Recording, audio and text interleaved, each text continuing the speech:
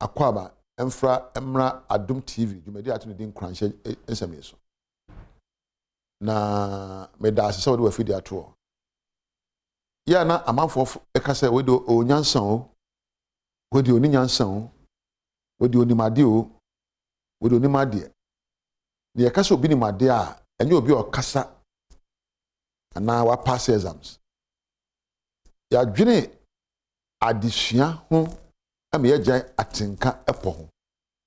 We have all tried to master classical intelligence. We've ignored emotional intelligence. Na brabo ayebo ya tinka na Kenya ya mpia yeko. Yeka emotional na move wo emotion, the energy that moves you. So here bibi abesua wade na wakwadere mu yi a eye wa tinka. Enti wade bi efa na emotional intelligence. Obi a wo nyansa apo e wa tinka mu. Ene na me no beto na muntuo.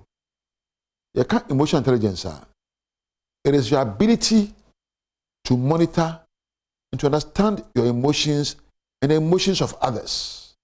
Se obetimi ahwe se mabra boy ameboy ene we me bibefu we me dia werehwo we so ame ye be ha obi na wotimi aka se menye. You are able to monitor your emotions. Utimi ede watenka etusania so akiremu. To so biom self motivation. Se utimi hye ho nkran na de ode asi wani so no wode akire se meyo emfa ho akwanside emfa ho fomso emfa ho nkuguo wode utimi hye ho nkran esore efri nyoma ebu so na ma won se fom no eno a component of emotional intelligence, the ability to motivate yourself. It also means self control. Ahun hyeso se wo hunu se wo befu a enema o ka kire ho no enema obufu no esore yi. Se wo hunu se wo di awere ho a enema o koso ka kire ho no enema awere ho no etintim. Ena hunu se wo di ohia ana bibi atosi obrabo mu a enema o ka kire ho. Enti se wo hye enema o ka kire ho so na adane mu a obrabo ebedane. Abufuo de tora bi ebeboa emo ayi enema anya mfiri ho.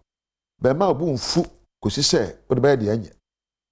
Ema were ho kosi se be obegya wadi die bu an ose me were ho me nidi bu an were ho awunware were ho ona enye obi na san wadwene mu nsem a wo ka kire ho and regulate your thoughts to regulate your emotions. De ba na ya de anko ye de afomso na ba enya ba mentra ho ehwe asu hye watenka so na atenka no ntimi nhye so kosi se obehye ne awodwene ho so na wasakra ne ma awodwene ho eno so ekire se wapo atenkam. Toso enan efe na empathy. Empathy yese obenya atenkam obi se de ono so atenka te na woni nipa no akabomu atenase to appreciate the feelings, the needs, the concerns and perspectives of others and treat them as you want to be treated. Obey nipa se de opese yema won efe na empathy. Se empathy wa ware mu anka je ne se abraba se empathy wa ko bi nwa obi ebi ni kro no ena ye wo empathy for yourself wan ka se unhu mobo na to atenka se wo empathy wa ho a unko wensa unko no madubone onipa se unya ehumobro de mano kane eye wa ho na wanya bi ama obi kura no se usua se refa nyonkofa onipa bia wontimi ntra ho so nko. No man was made as an island.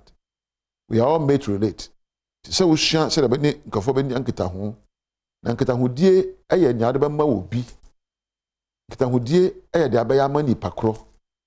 Ankita ho die eye nsam a be ka kire ni pakro e beto na somu a be hye ni nkran ama wakra wo yie. Ti no ma num wei e na kire say wapo o watenkam. The first one is self-awareness. Are you aware about your emotions?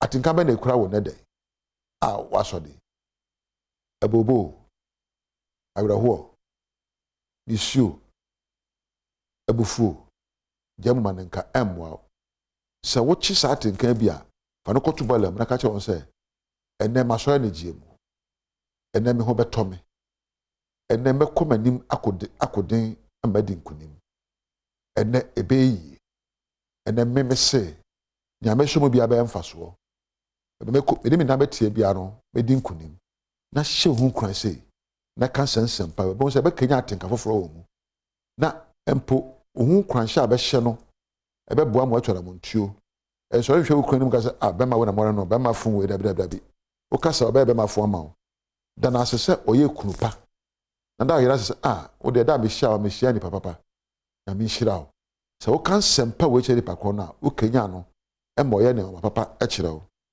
efe wa hye wo kran wie no na onipa na ye bibi kra anya wa hye wo ho so se oye onim anka wanye sento ene se wo no onim ene oye kire me. When you appreciate people's concerns and their perspectives, you easily forgive them. Wa prank wanye enti the channel ma hye me ho so yenko ene mu bra we ne saa wa brabo ewie peyo kra no. Stay away from the morally impure. Suban bi wo ho amanfo ye bi eni bi wo amanfo de na de yesi na mafo suban bisa ho se eso etne na suban papa suban de ni die ebre wo bi ana ye bi ntino bi nti sa na man ye hu free have nothing to do with it and avoid it. Obi ye bi ntide obi he nufu ntide obi a o hye nufu a odi bi ka na chi ho no o se Nyankopon atwetwe dan kwa ma o beti ho aba yade na o to ama no ho enti obi a ye bi a eno nche se obi ye bi ene nkwada nyina ye betting koso ye nkwada nyina ma ho so me ma me so. Stay away from the moral impure. O ye be ma o mi na mfo nyina chese gas man chese be ka say me me guy yo enchire emprantwe bebebe guy yo eche no kredi abedi ama obusua wo kani no ma na say o ye guy guy a great, unique and yearning. Great abrabo edimu unique abrabo da sonko you and a why no abrabo no says yes when he has to say yes. That's a guy. GUY. Great, unique and yes. O kasa o one o ane and a debi or die and now a guy you be o dish actually will be a maybe will be a kameka be debi.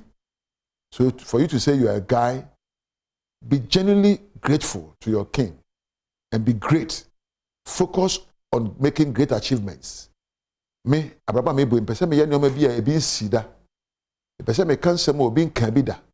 Ebeso ni pani. Focus on great achievements. What I say? Nti guy great. Focus on being unique. Ma wo suban enna soronko. Unique, e kan unique a wo demufua. Guy, you me suban ne me ne ye ne me kasa abedam soronko. Enna wane ye yes. Me ane me ane ena me debi me debi me bibi ni ho bebu ma bamuda makase we na me yo no me yo makase we me yo no me nye.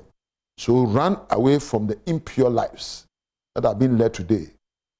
Me dase onyame enka ho wo kira onyame ya adom a na adom din ya Adom TV a be san hia me am de dwumadi ebre wo edin yam yeso ya ni tekotego na me dase wasa wo mre kakra bi ni me anante onyame enhyira na me na camera for sound na MCR da kro bebo omudi nyina kire na afa me na Sandra na Priscilla so ase na me koe na badwam adwumadi na yekoso ade no enyi afide no nko ba bi na mana na Adom TV onyame entina.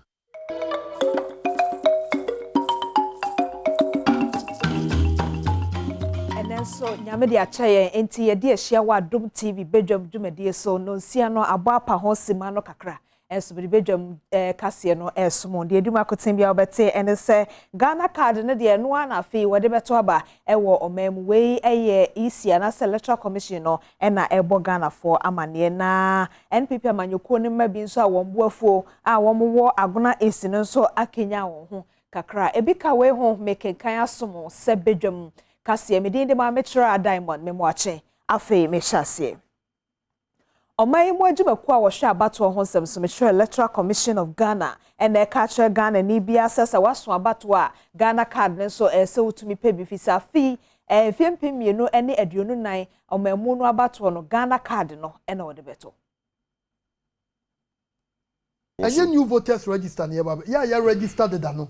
ye de ye din wom assembly ani ye ho but omo a ye registration no August 6 as August 7th no 2020 no no mo ni 18 na afa no mo di 18 no omo ne eba be register omo na ebekwa ko register omo so se omo be hia Ghana card e na obi a wantimi an register no 2020 ono so obekwa ko register obe hia Ghana card Sergina ya electoral commission yesie ho no kane dwemtene ne anu woda electoral commission ano Dr. Kudwa Farijan enso de na no to sansemi mu a wode to won mu asese waba bedi ne dibre no wonhwe ne yie sanse anhwe yie a ebesi omanfo bebre kwan ye ma wonum entumentu aba na sansem no so anu yie no ensem sei na Dr. Manasari editudwa so de mi mo meka nse bia obi a waye adwuma pen bia na wadi mu akote na bia bibia be hia se ebia nka nso bebusa because ade enchechimu ya mdema we awo CI mu de dada from CI say CI 7291 sa na wom me say me ba commission afi na manya mfie 9 san hwehwe na wo CI mu a CI a 2016 me ba na wom deda na de etia ne say untumi ko register say wo de nipa to constituency ezan say constituency no ye I say universal set but district assembly ndi emu acheche tinya dia ebia beba say multiple vote ya na bi because your system na ye use kura na ye biometric process na ye use your system a ye register online na say wa register the oba ebe hu say obenti na say wa register the na opese usan ye bi munti bibi New Patriotic Party NPP amanyoko no ne nkrabata ewo aguna East Badwam peso na manyoko ne ma ewo ho no na wo mo aye kire se won DC ye wo ho ani din ene Janet Odai Painter no wo mo mpani bi o se DC enti wo mo aye kire e de etia no confusion ye ni single project MP betumi din say sine bo aka say Kubasi wa ya ma de bia so yeto aba odua fa Kubasi ne yeto aba kese MPP nti ya fi so yentna ho ye ni me egu ase se bi bia be giye na won Kubasi kwan pa ye de oba say ofan constituency ne yen koso ya ne yen ofan nti ye manana do na ni mpanimfo ene ne ye de petition ye de abra executive 1 week ye who result bia na yante hwe na DC ni we free ho dia any demonstration kese na na do hwe ye nim say ye be ye ya man DC wa class say the man no ba be ye party mu da ye hie no party mu bio o sanda ye mu bi na ye to aba ansana wo be be unity o ma ye party member all the same police station executives ye adwuma ma party no onim obi a intermediate dey oshemo kro onim say me party executives Erasmus Kwabena Ojam eye donfrefo ewo Aguna Mankro na Nkwanta polling station na ono so da na di say break the 8 dan pipi amanyoko nanimu no sa won hawa wodi akwakodan wo no wanhwe anka ho asem na sempa pemu eba amanyoko nimu no wansia no de anya de se obetumi aduru ho polling station executive ye break 8 true the fear ba ni dai na ye papa ti asini ye di aroho adan odidi say yen ya ye wo power na se contract ba ye nya bi ye na dis funu wo ye e ba ni dai me ke jo mu pi ana mo ko se jabenti ase first man odi fi way by Aguna constituency ye constituency ona mo ko se jaben se so kwai ye nya mpida de bia ye open constituency adan Asyeya ehwe ema mema mofra ye di ahobambo nsem so Ministry of Gender no ebo amane se Nigeria fomrantie bia wo mo de enipaton ho adwuma e no mo ye no mo akere wo enti no wo mo hwe anim se won de wo mekwa akogina emra no anim na saa de kita onsabo so menim no e na ekoso a wo de won court enso wo mbeko bio Mranu ma ho kwan se emranu eso mu na wafoma ya ma okra enu ni mfie num a obroni be kan 5 years no na maximum 25 years na senior me CD kan kai no nanu ya na se month ye twam ye no Nigeria for 4 a omo traffic omo nkrofo Nigerians e de ba Ghana na nyame adom ye fa mra ni mu nyina wie ye no em se nia wanya kra no ye ma ni fie num na nia onya amo enso nya mfie son Daniela Kwa ene ye Deputy Director General Technical Division e Ghana Civil Aviation okaritu asose na so ye no ye nkyerɛkyerɛ e de ama manfo sebe yi a enipaton one brony friend human trafficking no eso betimi ate e wo man ti yanya de no se ye be traini omo aviation industry no they say pilots they say cabin crew omo ye dwuma wo plane no e wo form ni na no flight attendants we na no ye be train no am na way omo betumi identify so omo hu say obi ni obi kwana se nipa no ye traffic na afe yenko amafi west kropo no emona dc yo ho any lord nanatando wo kyerese be sibra dwumade bi koso enti wo mo nso asa be sibre wo mo bono wo mo abo won sesen enti wono so at tax force na sa sesen ni nyina wo mo akwa akodwuragu se ne be ya sa adwuma no a wo de asi we ne so se tutu bra no obegu no e wo kropo ni mu abawo constitutional ekoso ewo yemensin mu ha ye foreigners na yes dwumadie no anu nti na o say free music na ya shut down be demolition no demolition is as when say more media cry and can tell mo me person e surprise you mo ti e sha se fi asankragwa baby wo ha a permanent structure a blog dan anu nti anu no you invite landlords no si e person e share mo ye mo 2 weeks so mo am feed anima wan we be call ni akwa demolish sa dan ni na baby a temporary structures and so mo many to ya demolition ni na e be san for landlords no mo de assassin mo ye sa structures no so no na ye ni o mo din because ya demolition no ye ntumi antutu ni na ti expect say landlords no be make sure say o betutu ni na afi ho o mo antutu a ye ni ankasa in 2 weeks ye be san aba round na ya ba be du bi afi ho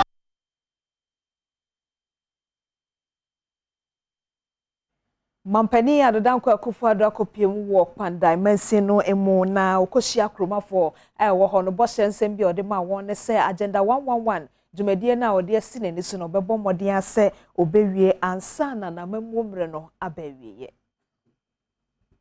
2024 and check now the economy of Ghana it will be back to where it was before. Ibio Medamase na nebebio crown sana 2024 number because member no agenda 111 district hospital number and wachi na Orua Napoleon Brukum Bonaparte ya wono enegina na nanmayum for Pandai anemu ekasa ye editu dwase wada MPP ene Ghana mampanyi na Danko Kufuado ase se wono mu ayewa adwen se wobeboa mansini no amanagina na naso enso niema bebre ene wonom te se wonom akwan suku ka ho a wose aban no eyema wonom. We are eternally grateful to the MPP and the Nanado government. However, the independence of the Nchumruns will be meaningless until we also see the elevation of the Norwich chieftaincy to the status of paramountcy.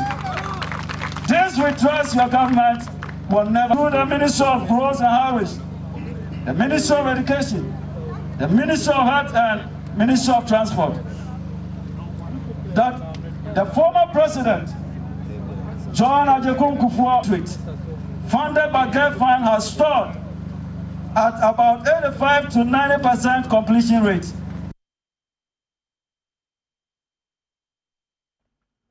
Afe yenko Bono East Mantam no emona assembly members a womo ewo wanchi wo Bono Mantam mumum na womo ede sobo ebo aposifo ewo sampata motitiri womo ejegira kwa ho no bi se akuafo no anase womo kwa hayo no womo konya enkusie ne nkrante no no mo ba na aposifo no age te se adamude we eye de ekoso ewo wompotam ho na Christian oforikuma ewo asem yi enchiremu. When it is Markets Day, today, for instance, when you get to Mwase, those coming to market, they park there as if that place is a station on that highway. They've been stopping them. It has now turned to be a revenue generating point also. If you go to Techiman, if you go to Sunyane, they don't normally address the farmers. There should be some kind of exception. Other than that, it's a tip off. The farmers are planning. They are saying they will stop going to farm just because of this. You know that they go as long as even collecting rats. I'm telling you, you can go and find out. Grass cutters. The police over there, in between, I go see ASP Emmanuel Awujivi eye Mensini Police Commander na bra wo yi wono nsem a wodi tu dwa no ano no ene woda na die se Mensini Security Council no e din kan adwendwene sansem ne ho dada ne senti a police fa woda sa suban no edie no wo behwe no ama wodom ejai. What we will not encourage is the extremism about the unnecessary confrontation, what was captured here as harassment of our farmers. And he has even advised or cautioned all commanders, which is true, that if a vehicle going to the market, it's all issues about time and then shopping. If it's going to the market and then that vehicle is grounded for some number of hours, he loses his customers. Two, farm products are perishable items. So there is a need for us to at least use soft gloves on them. Kasi no esi afi de bonkrata no ne online so de kosto no na edru so o mai hene kwabena sante na afia mankwata makro aye kradom pamocho memamwache ya Joshua oba papa bi enu no o change o ko catwalk Miss Ghana chen o chen say the title no ato no so say Miss Ghana 2022 Lady D yo. If you want me to rap, kwesi asempane esi ohene beka cho say nyame wo ho nyame ne hene afia mankwata maklo papa bi ene ono so Miss Malaika ne di ehim wa kire wa na title that Miss Malaika so the Miss Malaika Ghana it ye boy Miss Malaika ne Miss Ghana ni na system ni wa on ti ase a ado do vanche me no akohye what ase any issue eno de ene ti ase adade obi ti wonu wa honhunu se eyire minua just calm down gogo hona jojo body na afi enjo form to say PR ye PR o hanum say no e obedwom dwumede so hunu so a ono so ase ya twene so afi ni yam ono de one cameraman de so say bia ni adabase ma ba mu fa chem na nsem ni bibiri o mitiri ma beba you know o hwe obi so ono so twa camera si mi sabe nkum so no on the not sa no pa ya ye be ya djuma we no unum koko vortex to ami no what problem am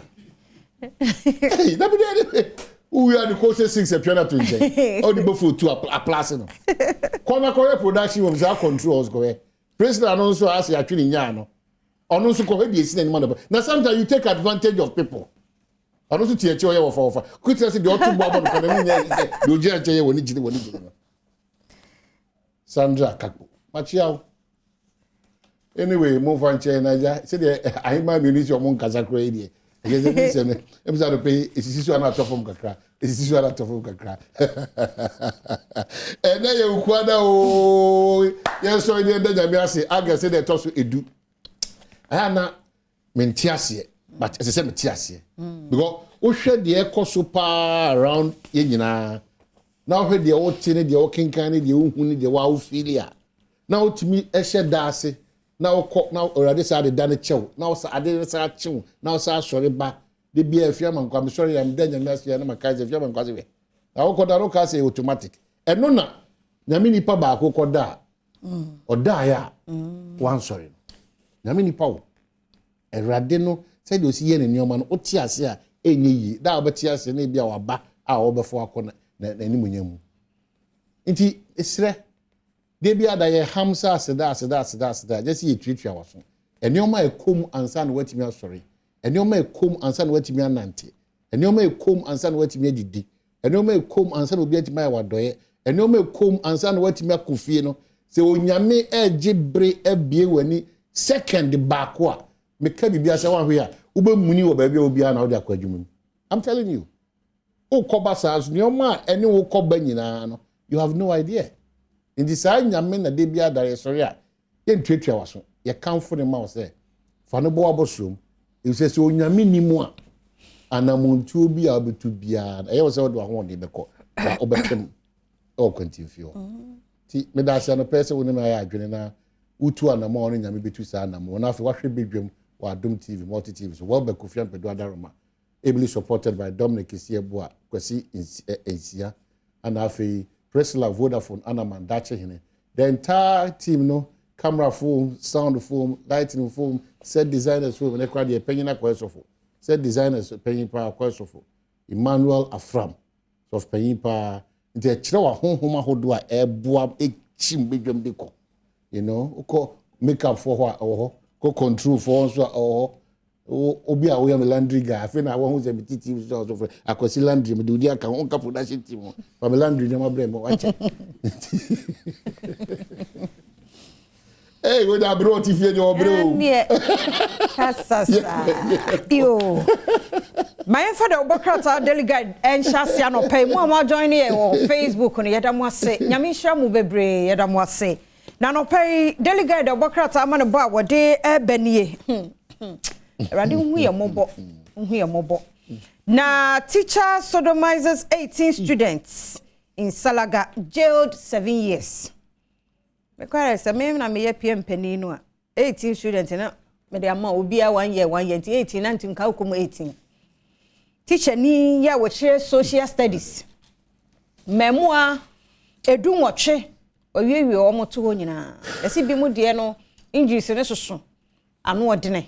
Enti eho asem the obokrata delegate e de aba okope 3 no a e de ni mu ha sei ensam ne na ewa ni mu ha tiche wo nkura obi a fo mo ni mu ama but mu eya nkura 18 kwan ofa so onya the obokrata e bi afa mampani adodanko akufo adon so akwa inspect 9.2 million Ghana cedi 1D1 a factory ewo bimbila eho asem the obokrata okope 3 a delegate so e de aba ewa ni mu ha Yachire enipa miensa ewo TK Twenobo Akodua Senior High School sukuu ni no a wama kwan na nyame adom no yidade ponko moto ibia wode eye ne business kakra dipa bi kokum no ya ne koko ene na furu ase ho de hono omde wo no a abofra kuma akura 16 years ofiri mu no na Yachiri nipa miensa wo mo boama nhwehwemu akoso okope 6 the obokrata delegate no so e de abanu amampani edada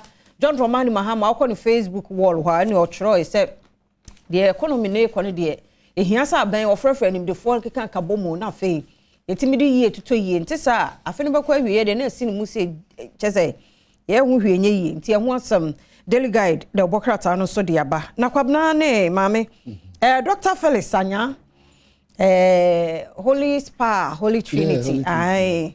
Abona baso. Dr. Nya Ajad, Africa's most respected CEO. No. Aye, nyawanwa. Na mame fa kunya isonia minyina ochia me anamu na nase. Ade a waya ma ochia me ne buradwen. Aye. Ochia me koba nyina na pomudin papa e ka ho.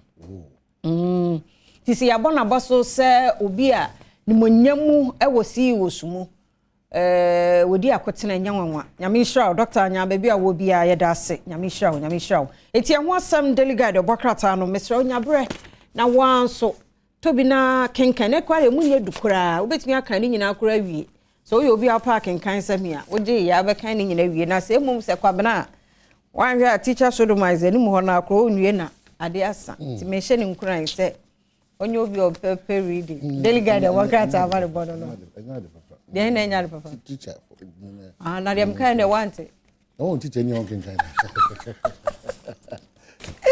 Miss Ghana o dey ekwe ofa kwa Brazil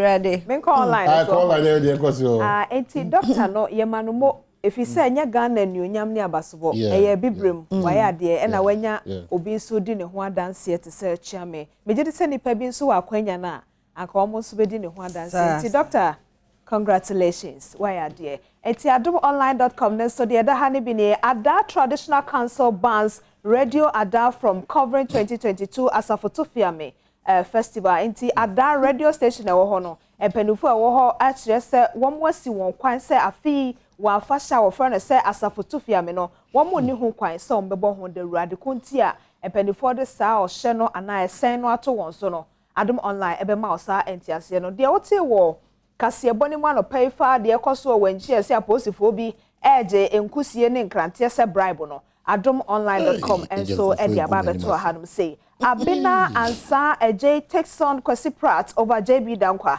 Enti eno so ho asem adomonline.com. Abina ansa na watintim ne duku eda ha Kwesi Pratt so de eda ha na ne nyina JB Dankwa asem therefore enigide mo nso adomonline.com no say I'm sorry for the embarrassment I have caused you. Two-Face apologizes to Annie Idibia entino na che say yeah basa yo ba ya metimi ho ase ba ya ntokwa ba ya no Two-Face eden satin saye mu a wo pa ehoche no ye nigide mo nsem na afi so Electricity Company of Ghana and na catch omanfo say electricity supply is not a right, it is a privilege. Eya kwenya so benya nyina mkanea na emomo no enye right sir, it's easy and na eka today you right say ebi abebo dey bi bo ho adeja kra enye right, but you right say obehwe ho so yie no ECG for say eno na you right dem mom so mom be ma enyina mkanea ne ahoden de a privilege eya kwenya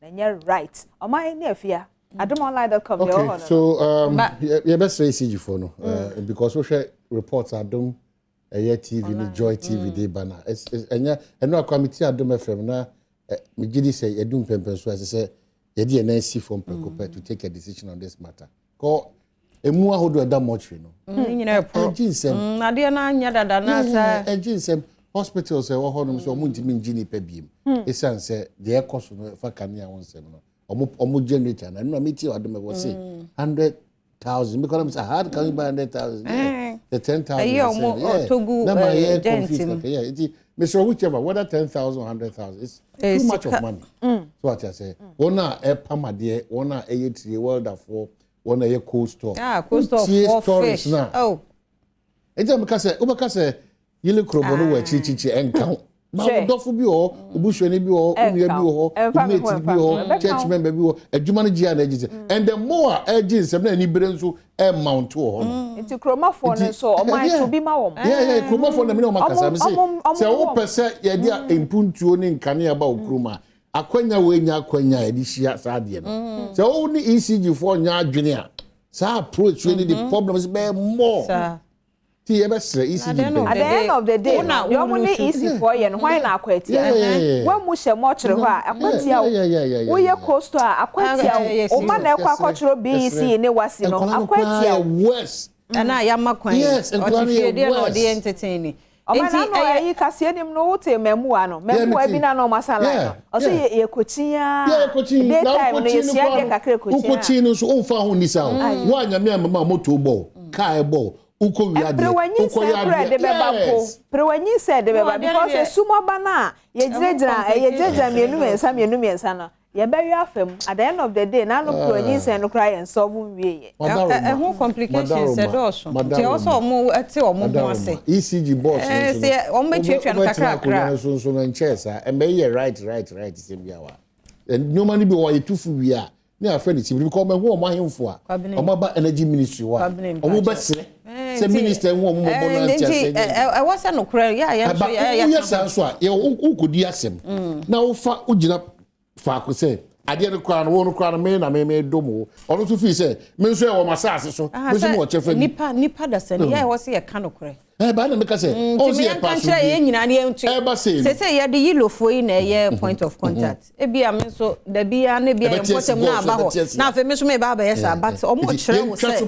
sa ade no ye nyina ye ntua but no mo problem pass since me say de no na ya metate ne say ebo na e ba no so say bia ba hwe akokora wo tesing room mo no ba betu 1,000 Ghana it is say your problem a omo fix sa de no enti ebo no so nti na afa ya bra prepaid enti suppose paid na obi buwa what I say suppose paid no obi buwa na prepaid eno no de wo kotoye no ene ne madodo a wo nso fie eno na ebe kire eno ka na obebo afia no so yakwa kobubu po ayi Friday bia mitoi so wada roma usimi mu ne toto sa eso kraso de bia me short enti anya ne sa na de no so wo twan amana wo so be hye enti 50 na de bia Friday bia beto aguso week bia no wato aguso na wo de aka wo budget ho na wo twen se bosomi a ene niema no ekonanim so ho we need to also understand say enti se kane no abrabo no enti se kane one tia say sa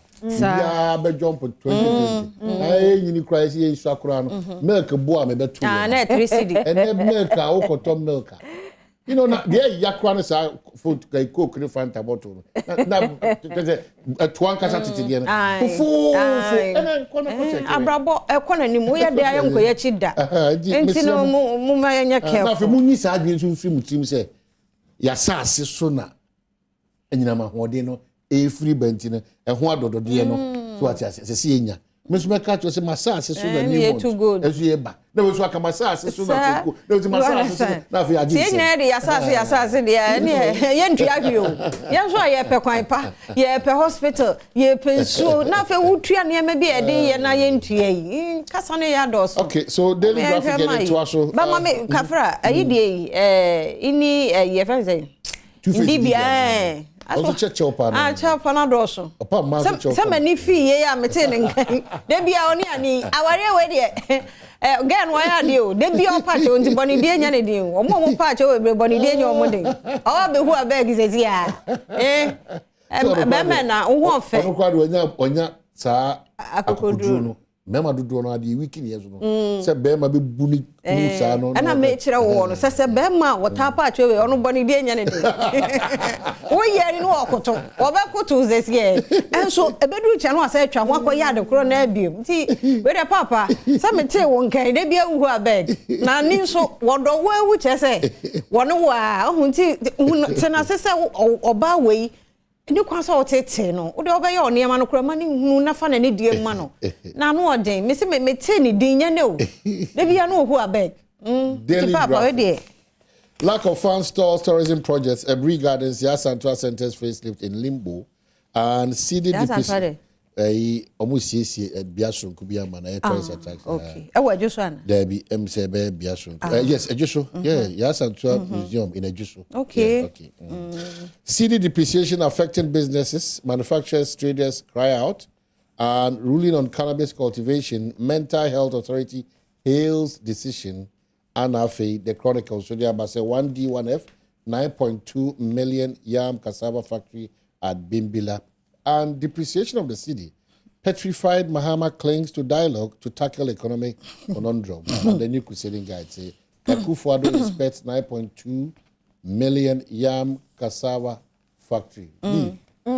Eti ye de see na the one oh sir ago can see and was aba beto so enti ye do bibia se titire mu a obi oha or so TV enso o sa hwe wo Facebook a data enti ye da na sepa na we so ye the breath for we ase e bi kona e bi ba e bi su na e bi sere enti owrai e no so we appoint no for say new head for YAA enti eno so mira onso tirinkwa say duru so enti adwuma ne da ho Ghana for show kwan na we so my joy online yo na I needed the army to protect my staff at Yulo Manya Krobo.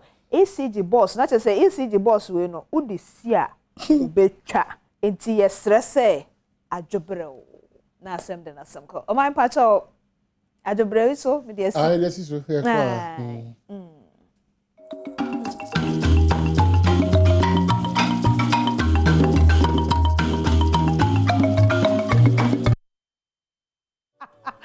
Okay, good morning. I cover so cause about Usapejumezido behind the scenes Kofi Kenata. Na Kofi kra Kofi washahin. Kofi Mafio papa na me nintide wo US say who bet menya nintide e show obi manso. Awon lezo ho papa na aba show na what's Kofi ye wo US no. Fine wo chema. Na long kasampo okay. Watch hono mo sa be performing at New York ball 2022 happening at Palladium Times Square in New York. On the 3rd of September, no Kofi Kinata on a list of Ghanaian artists, Mehu Stefia, Mehu D Black, or do wow. But on a Chogana way, Grammys na years home common, you know. 1 million one support on New York Mount, and my head, one who they ask you was support. He asked you when you enjoy your music, not when you can nominate Kofi Kinata. For Grammys, no Kofi, a drop in your when. So catch a better. Ma yenton kana za. Good morning, I call sonko zaba Usapejumezido nam, and then no show no by sonko kakra. So the best of Sunday more guests na zi wofi hade na all the guests are moving in and when you are spirit filled. Into no ever the church mood activated because more had it there, maybe Jishra and my Inshra bebre. Now, and I pay me introduce my first guest, my farmer way. I'm friend Senior Paul. Senior Paul, good morning. Good morning. Aquaba. That's it. Okay. It's say you Senior Paul Pocho, senior from School Academy of Christ the King. Now, the first, I don't want to you man. Yeah, ben the nani. Wow. Wow. Now, as did you be in your School of Worship? Okay. In your School of Worship conference. Pocho, any and come some cry. Okay. School of Worship conference, your conference be every year. For the past 9 years, Adom every year School of Worship conference. Now, your conference be we bring together believers in to not only to come and worship as in songs, but there to come and study the word of God. Bible kade ye shall know the truth, and the truth shall set you free. And then I made dream be about conference. And the enyo bia na sofo betum de nsa to no do abom paya man there onya deliverance. But as you study the word of God, you can be delivered out of the word of God. And that is one of the main purpose entire School of Worship conference. Okay, next entire conference. In your conference. I'll last 4 days. 3 days in your. Oh, okay. It's 19th August to 21st August. Whoa. And are you open to all? Open to all. Children, worship on Cotina or by Dabi. Obusonya Minasam Abazibium. Obusonya Minasam choreographers Beba Hall to come and perform Anna. You worship so. I mean, until you will be today, your mom is in time calling. Okay. Your brother Sisi Bedumo. Okay. I mean, Wabebana will be leading into a very powerful time of worship. Wow. Wow. Me just pade say obiri cho nya me hokwan onka da bama fane san told us the nala lecture how we be able to no very necessary do say there is one question ni kukusua mo so wara kwanya me ho na person pray for me do so pray for me no into he for na them show your record when would actually the truth the truth that's before the better location actually the truth no the theme for this year conference near the truth. The mama kind Bible said that you shall know the truth and the truth will set you free. And so what is the truth? That's what they are going to talk about. That is it. That is it. Now Christ Oasis Ministries.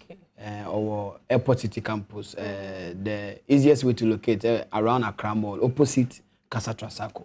Okay. Okay. It's not the day no everybody said if it's home. Oh, Daddy, 1G ticket, or you're free. Hey, no quarter free, the man. No quarter, you're free. Okay. Or you're free. Until Friday, no, you best start and you'll be 5:30. Now Saturday, no, you're not part 9:30. Okay. Now Sunday near grand finale, no, only at 4 p.m.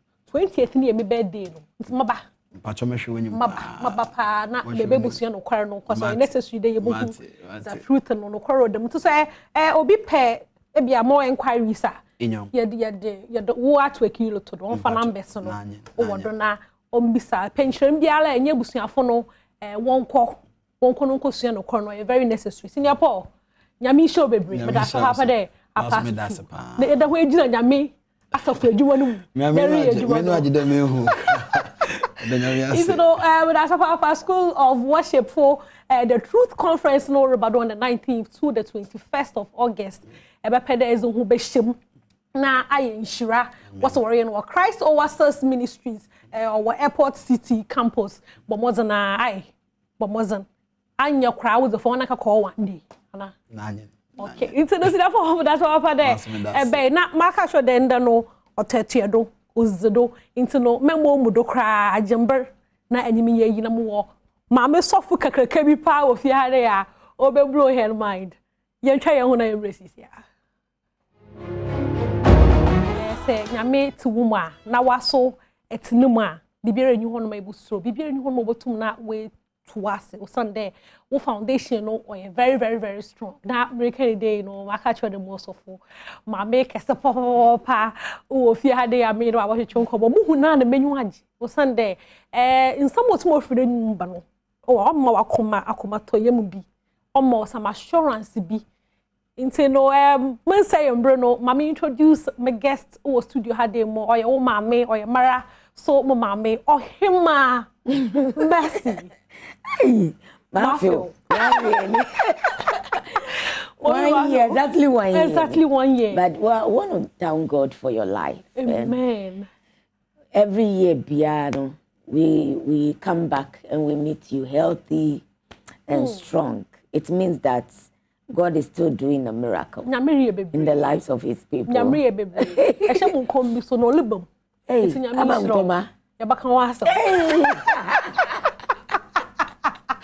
I am a crab about Sapendo. Yes, dear. Oh, Yami, why be papa? And for another year of a powerful experience we are about to.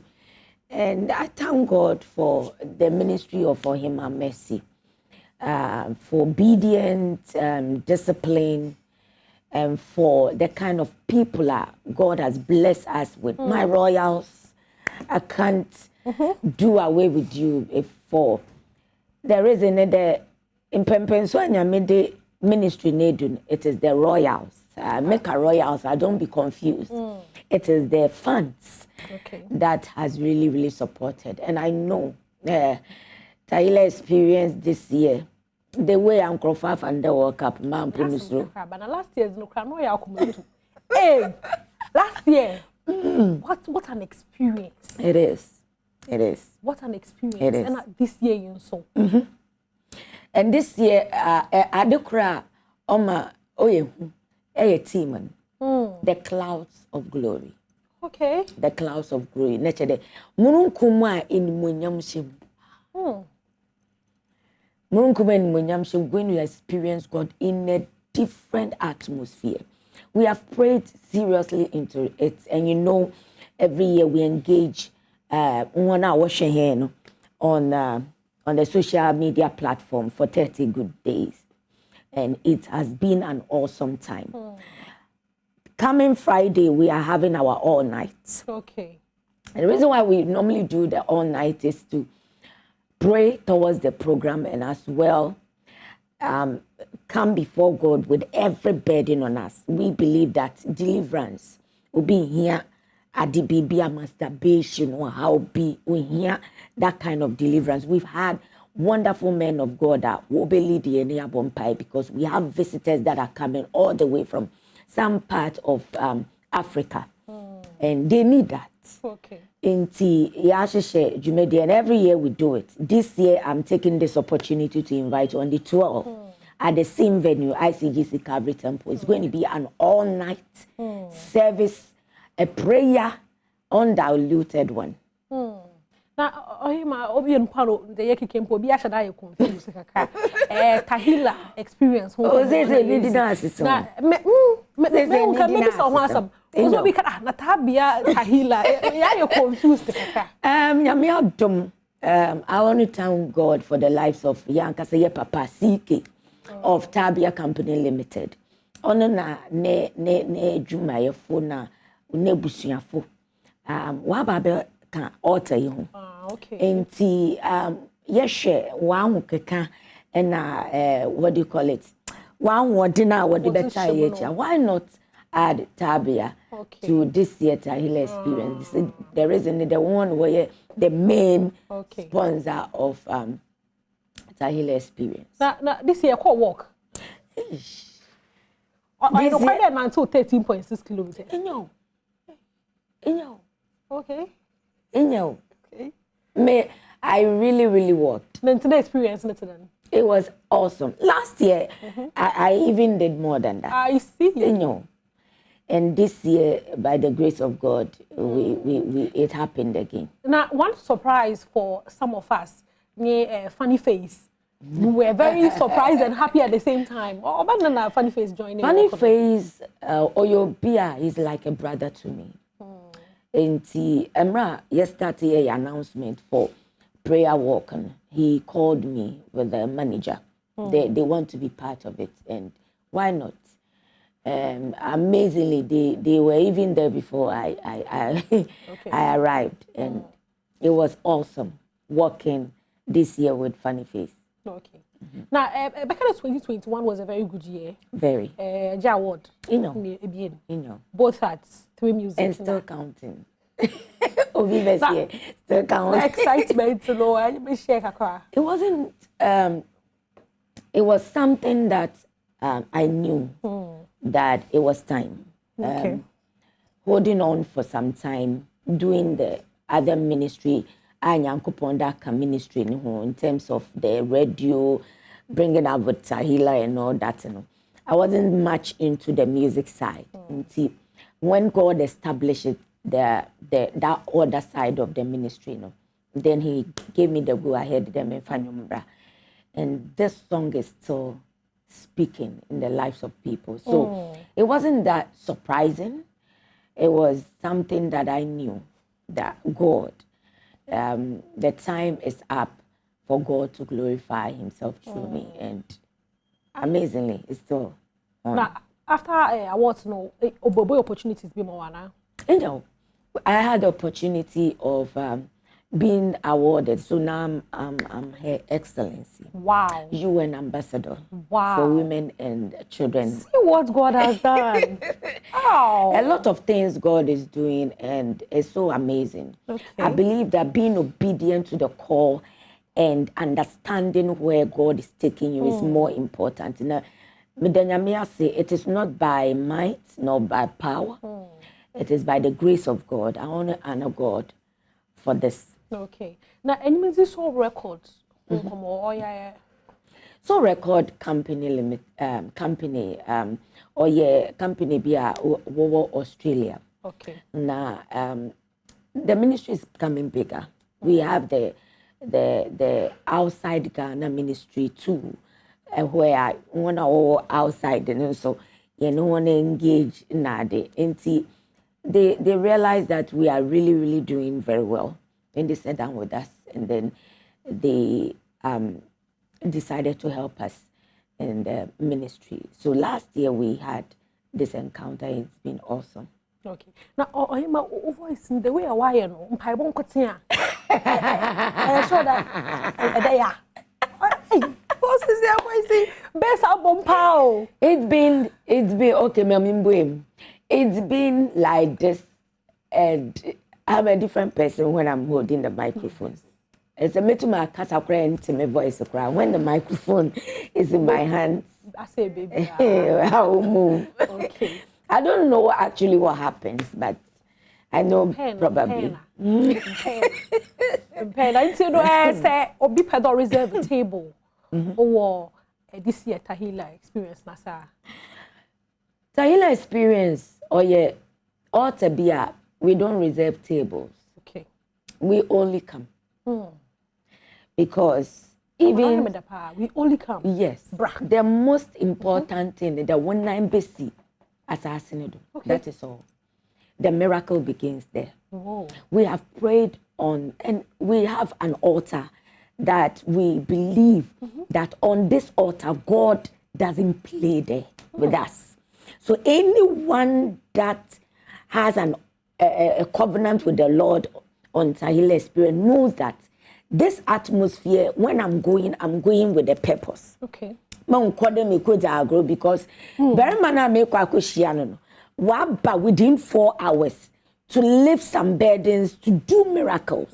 So within that 4 hours, I will worship. Okay. I know I have a problem in the house, but I know that when I go before the King of Kings, the Lord of Lords, the Yahweh that knows me more than anyone, He's capable and able to deliver me. So anyone, Obi Biara or Bebiano, this is another platform. Today is the first time. If you have tried prayer, if you have tried directions, I believe one thing that God cannot do for Himself, and is so significant that every Christian should know, is worship. Okay. In today be America de say ibi se nyame wo ade na se won sankan. One thing that I do, and it works for me, is to just lay on my bed, just put on worship, and I will start worshiping. Okay. And it comes so quickly. Okay. na yeshwe last year drama obebo good tahila experience na say na this year tabia tahila experience are you ready for crowd? We are ready. We are very ready. Last year we estimated some the number of people that will be coming, and we make provision. But this year we have also estimated, so we have made provision. Last year we had about 3 places. Until this year we are adding another place where giant screens and all that will be put there. You see, sweetheart, the most important thing I want everybody to understand is that miracle nankasano, the testimonies that I receive are people that have faith outside. All the testimonies, a young crofa, what outside that, it be a me prayer. Mostly when I'm coming out, I come out from the outside. One, we would do so much there. Mami, o chimokeka. If I didn't start to be on. Amen. Don't just come with the notion to the best artists be announced they be but I believe you need something from the Lord, and this is the altar God is going to use to answer that prayer. Papa. Now, there's something I've always wondered because it's a single parents. How are you balancing all of this? Fear, more family share, ministry. Amazingly, I have a wonderful family, friends that when I'm going anywhere on a call, Badwam who fear, more family share na de me so me ba neja more order me de ka ho na me so me da ka ho. It's been like that. Okay. Into no date near on the 14th of August. On the 14th of August. The Sunday. Right after church. Mostly you start in 4 o'clock. Let me get a microphone. Into Bomodiande by 2 o'clock you are there. 3 o'clock we start prayer. Then Abomen go to. Go to your baby. Momazala quantum. Ohima, Yami show be brave, but that's say they better can our tickets. Tickets be any. Baby will be how they just pick up a car, take your family, friends, come. Obi here there, it didn't be about my way you're dancing. Put it in your mind.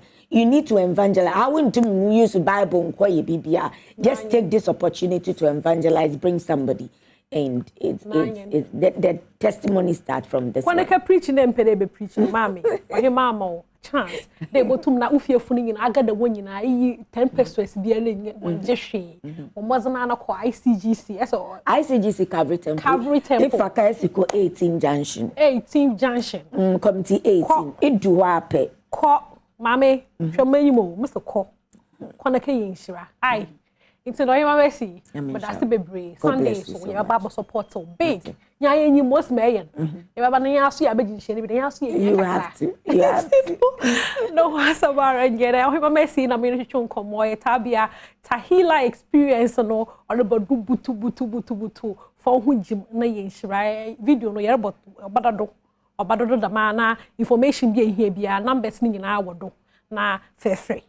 Say pay inquiries biara etum na akwaka ko yishra mizini ze mami Badwam the founder president for the Brothers and Sisters Association Sandra Sanakapo am producer CCRS Macron nyame yadoma ifida yebesen yeshia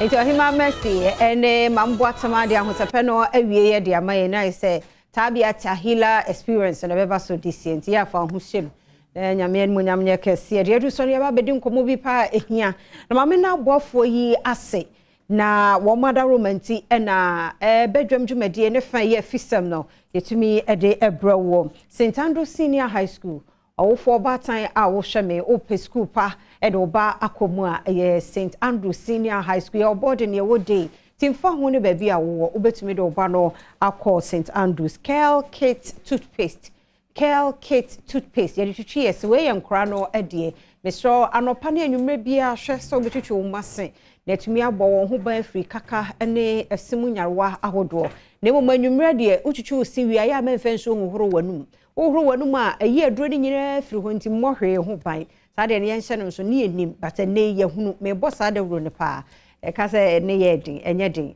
utwetwe osi anwumre aya amenwo hye wanum a wo de jane saa na tete ayi nugu we na se nsuo bi a wanom na ko nhye da nwɔhye wanum pa so ho sɛ be ya enu no ebe bɔ osin mu ho ban anadwo fa wada na anopa de otwetwe osi a no ahohoro wanum ti nkura ne de onya Kel Kit toothpaste na de twetwe wo mo ese kidney ministry of nso eye nkura duro akrobo ha wo na wo so woni di esa na de bi akra ne so ate wo hospital ese on hwe oba ne ye oba tan se wo sa akra ne bi wo fi a nya kidney ministry syrup ni bi e man pharmacy shop bi e be wo no ubenya kidney ministry of ni bi atomedi de afia amankwa tamakloba Facebook/Adom TV ye wo ho ye ni somo ye da mo ase sabribia mo fidie no da Adom TV titiro wo Facebook udu data papa bi hye ye da mo ase me wo me ame papa wa ha Pastor Dan ye ne hye adwuma ase nya no wo frena no pa na dwo bribia onya breba be bi ofiri ene bre oduru ha no traffic e wo so no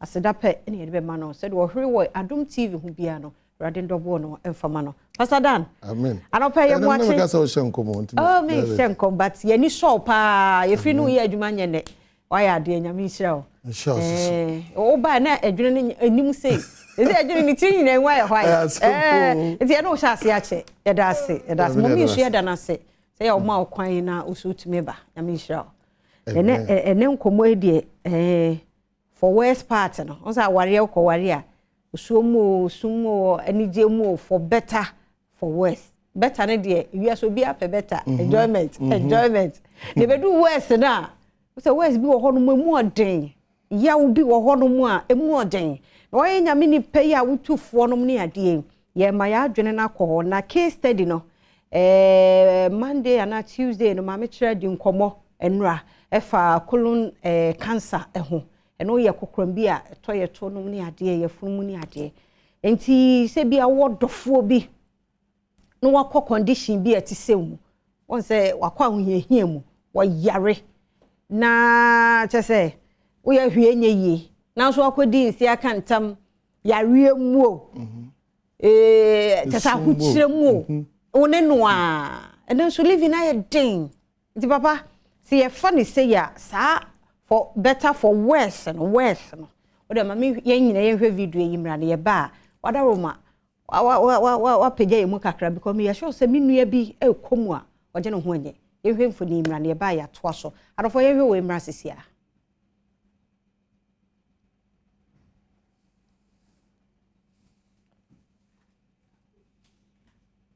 India honen so amane okay but I say na ekobane sa no ekoye omo discover na fa de na say I am more complicated but me treatment kakra o aham konfanochi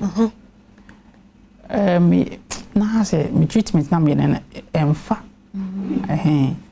di de omo ye de bo am so me surgery ma me okay me to the tube shame ha o to on tube show mu e konfanochi for na ye se si am not ho a o ka say tube show mu tube a ko hospitalize obi mu no like uti ho no niema hihye mu yeah mpese mi hu me pese mi si am pese mi no ni me so maso e mane how okay so as a colostomy bag me pese mi hu bacho enti said me hu oyafo so ne ye surgery ayaye omre bi enti tube na ehye ho no de ade a eye wo den na like toilet efa and about consistency and also na urine efa because of the nature of treatment na the permanent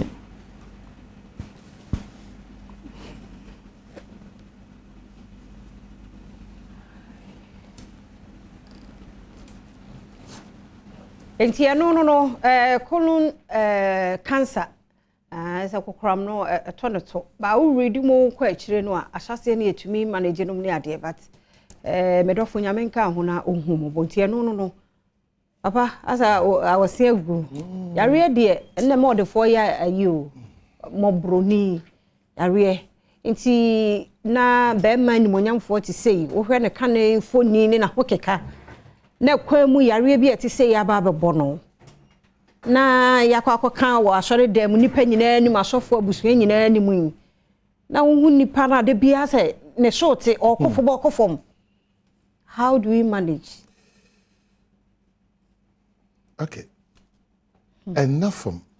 Anti nipa bia or how be a buy so bia no. O person timi edi or how no udi or how no so.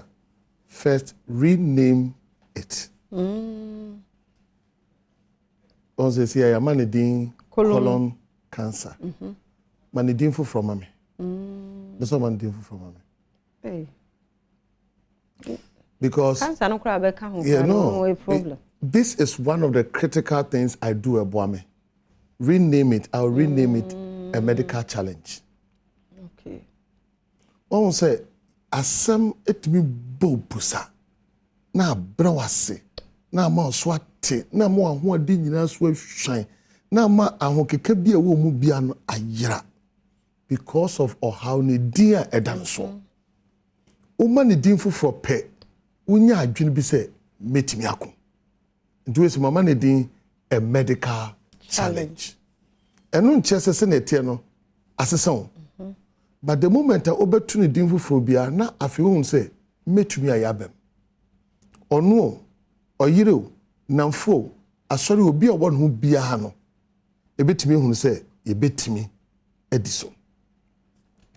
Eba ne se ya se oyo ware ni no wo ware for titro oba no o de o te ho da bia o de da sorry di se di pa no e bia wo hu no bia wenya cancer pe me hu no bia papa bia na me fa ne se me papa e ba chroma no onya skin cancer na e de ade tare no a atiakam hu bia yo ti out ne se atesem ai ba se o da ho na o da ho na hu no bia nti me hunu bi pain na eya ne pakone in pain said the pano e 24/7 de bia auto nti be ne den one say de ya eboa pa kese e wo sad situation ene ni pakone one ejidi awo the strongest backbone out between their core or habian your faith one say ye di pa ya ho odin sha yare so aka say ekokram yesi eni edro enti wan na betumi abo agye nyame enti wogidi anyina so no bebo say da bibia no ade chia so awrade me da wase so ama ade achime enti ema wani da so say de ekoso no metumi akon ema da bia wo hwe bibi kwan say eni da so nti wogidi fapem hu hia kase pa enti say di pa say enya de onim awrade a me meka chen so fa ne ho awrade no onso nyame mu yi because so biba boa wo se be sesan se be kofomo yes and one way na one way se gidie ni ho sa pe abambabu abambabu obi be ka no yes obi kwa be ka se jemaduabo bi obi ka so boni bi a wo ye obi ti se kofu ke ni ma bebre however mami nka sa se ni me ensure bi ya de so nyina so nka se oye di boyeni ana oye ni pabonefo Isaac the ni fry no du wuye Jacob oyare no du wuye Elisha na nyame nwu sa hye ne ma no yare ne kun baka mso no onye nyame nipa nti eya yenye hwe ye Elisha wono kura obewu no na obọ mpaye ma obi ma ne ho to no nso no yare eno du ko wom nti aya yensusun enchin se enkase on se more especially Christianity we makwa se o yare akoye bibi inde su etwaneka kai se nipa maka odin yare ne dom ko nti ye hunu from that perspective the next thing na ono oba no e won the second thing the born is the bonding of love and as a aware for na mo bond ne nya papa ebe hadwe because accidental marriage dia and no priest of who na musuo na yede aso what free no so ade so be free do you know or pressure quantum but the bonding of love say bia me ne wo ya ware ahyase no e do e gidie e ntiase e nyamisuro sa nema no wo hode a ene obenya that capacity obete wase ode no ho be hye wo mu thank you say ampa bibi enye say na net yes say condition bi na aba the bonding of love ntina se wo yo okunu na ware a aya treat wiri wonni mo chena ne bisi o ye yire so atitu wonni mo chena ne bisi san say ade bia opese wo so ade no hwe say eye papa aya apply pressure opese wo hunu say ade bia eye papa pe apply pressure anka opese wo nyamu juice na this way dey mia no enti sabre na pressure we aba no e ho na ne don e be yi no hwadi ana say adwene bi nti o ware ye no e be yi no hwadi the most any people do a na eja no adentra na bond ni ne ho number 3 say nipa no ono ote ne ho no say of building the capacity say unya akuma mu tre because enya wo problem na we deal with who be dealing with nipa kon problem obi a o go through such situation e to be a ono ankasa no one he has given up on himself donu an yare na abono ama ono kwa no wa pa ba wono an ho nte ne ho ase yes onkokora na ho nto yes number 2 so wa condemn no ho enti sikasam so pressure ba Moses anya mani na no the sa pressure ni ba begu say be ma nya adwuma me nya so ntimi nya adwuma exactly nti abeda wo ba no anuka den ka ye o obu ano de frustration no kasa kwa be ka kire wo no because bibi koso ne mu onhunu kwan bi oba exert ade no nti na fe wo a wote ne chen no ono de na ni ba so me wa wan so wo pressure because we take care of you now so kasa anya de wa ho obeja ho akọ yes it that woman ought to be helped to build the capacity onya akoma mu tre that's what I call the enlargement of heart betimi contain niema bi yes I say wo de wato asaw e fa nwura fa nam they say to be we nwura ne tugu ofa wonam it is any pa na say boa no that woman ought to be held by counselors or people who are close to any family boa no because you see family na say be na ehia there but the right people sir kan ya family member bi oba go bu abam say tru obo akwa betan jo obedi waduane ukaka no ofa bi mo baba be di se kasa nko exactly nti eya na me share in terms of the people who have the capacity to help you nti bu abeti ma ya danfo oyonko bi chenue o sir oyonko bi chenue you are from nowhere yes on beti mi aboa so pa nti said the panacea aboa no in terms of one ono ankasa na dwinimu de ekoso no so obeti me gina no ombo nyame sobo se nyame ni me ni ne yie nyame de ade bia bet nyame wa anya ade ade na me na oye adam na mi se na me nkwana did that person ought to be psyched oh na dream number 2 said the panacea boa man to me build the patience but to build abotre pa Thomas 3 ese boa ni panacea ni pa no de obehuru ya tantane de enti ese wo ye wadwen se ne anya fe na abetete enti ubetime gina no number 4 said the pan ese aboa no in terms of so ono ankasa no when the worst comes what will she do and I say you know say I say ya na ye kan ya no akeke o but you pay attention to it o fair I'm telling you me say maybe you have not gone through pain ade pain oh yeah pain yes what prep pain dey so do say me dey ade tat so manako but dey wo mu aye wo ya no intimi heal what me fa bibi ade betu me be twam ekop na mbise mewu ho na me hu say sleep and not sleep enya dro keke o japade me na me to 24 hours na me to enti up to now me no kasa sesia no se me ma hu se mada hapo wi anya me na ho odene and they expensive enti me da sesia so hu se mada ha o yo ba me fi ba kasa mutri mo audio na wadan ehwa yenya no wasema ba no sorry sir adentra when you go through pain Obani is going through pain He's going through pain. Financially, he'll go through pain. Emotionally, he'll go through pain. Physically, he'll go through pain. And the pain that try to one shed, they be no pain, no sorrow, no weeping, that person ought to be built up. Say, it is said, Denara is soon to be tried. Because of what one should the edge. Our Musaya young sana. There will be here. Na John come also kaka. And also abo. And so abo. Eh. And so another case. And also a different topic. Go for some so bakura. Because and I was I feeling it ko. Say better ko. Once so concentration ko pain so one. Once adebia whatever you give attention. Adebia man attention it magnifies. So that I say me the many share camera nko camera ne be kese ama me. Nti adebia odu wani susu bia nti wodu wani esi pain su bebia na pain ye kese. But o man hu no say oh eyade e twam. Me nim kwa be fa so enso be kode a de be bo na say ebetumi mu abia hode kra obo kra na you show still show love. Okay, tie me say Pastor Dan wo kasa mu nyina no ye de me na me hwe nipa no e de na wa mama ye hwe de ono so eyare sabre because o kan say ono pain na wo komo kra nti no wa give you up.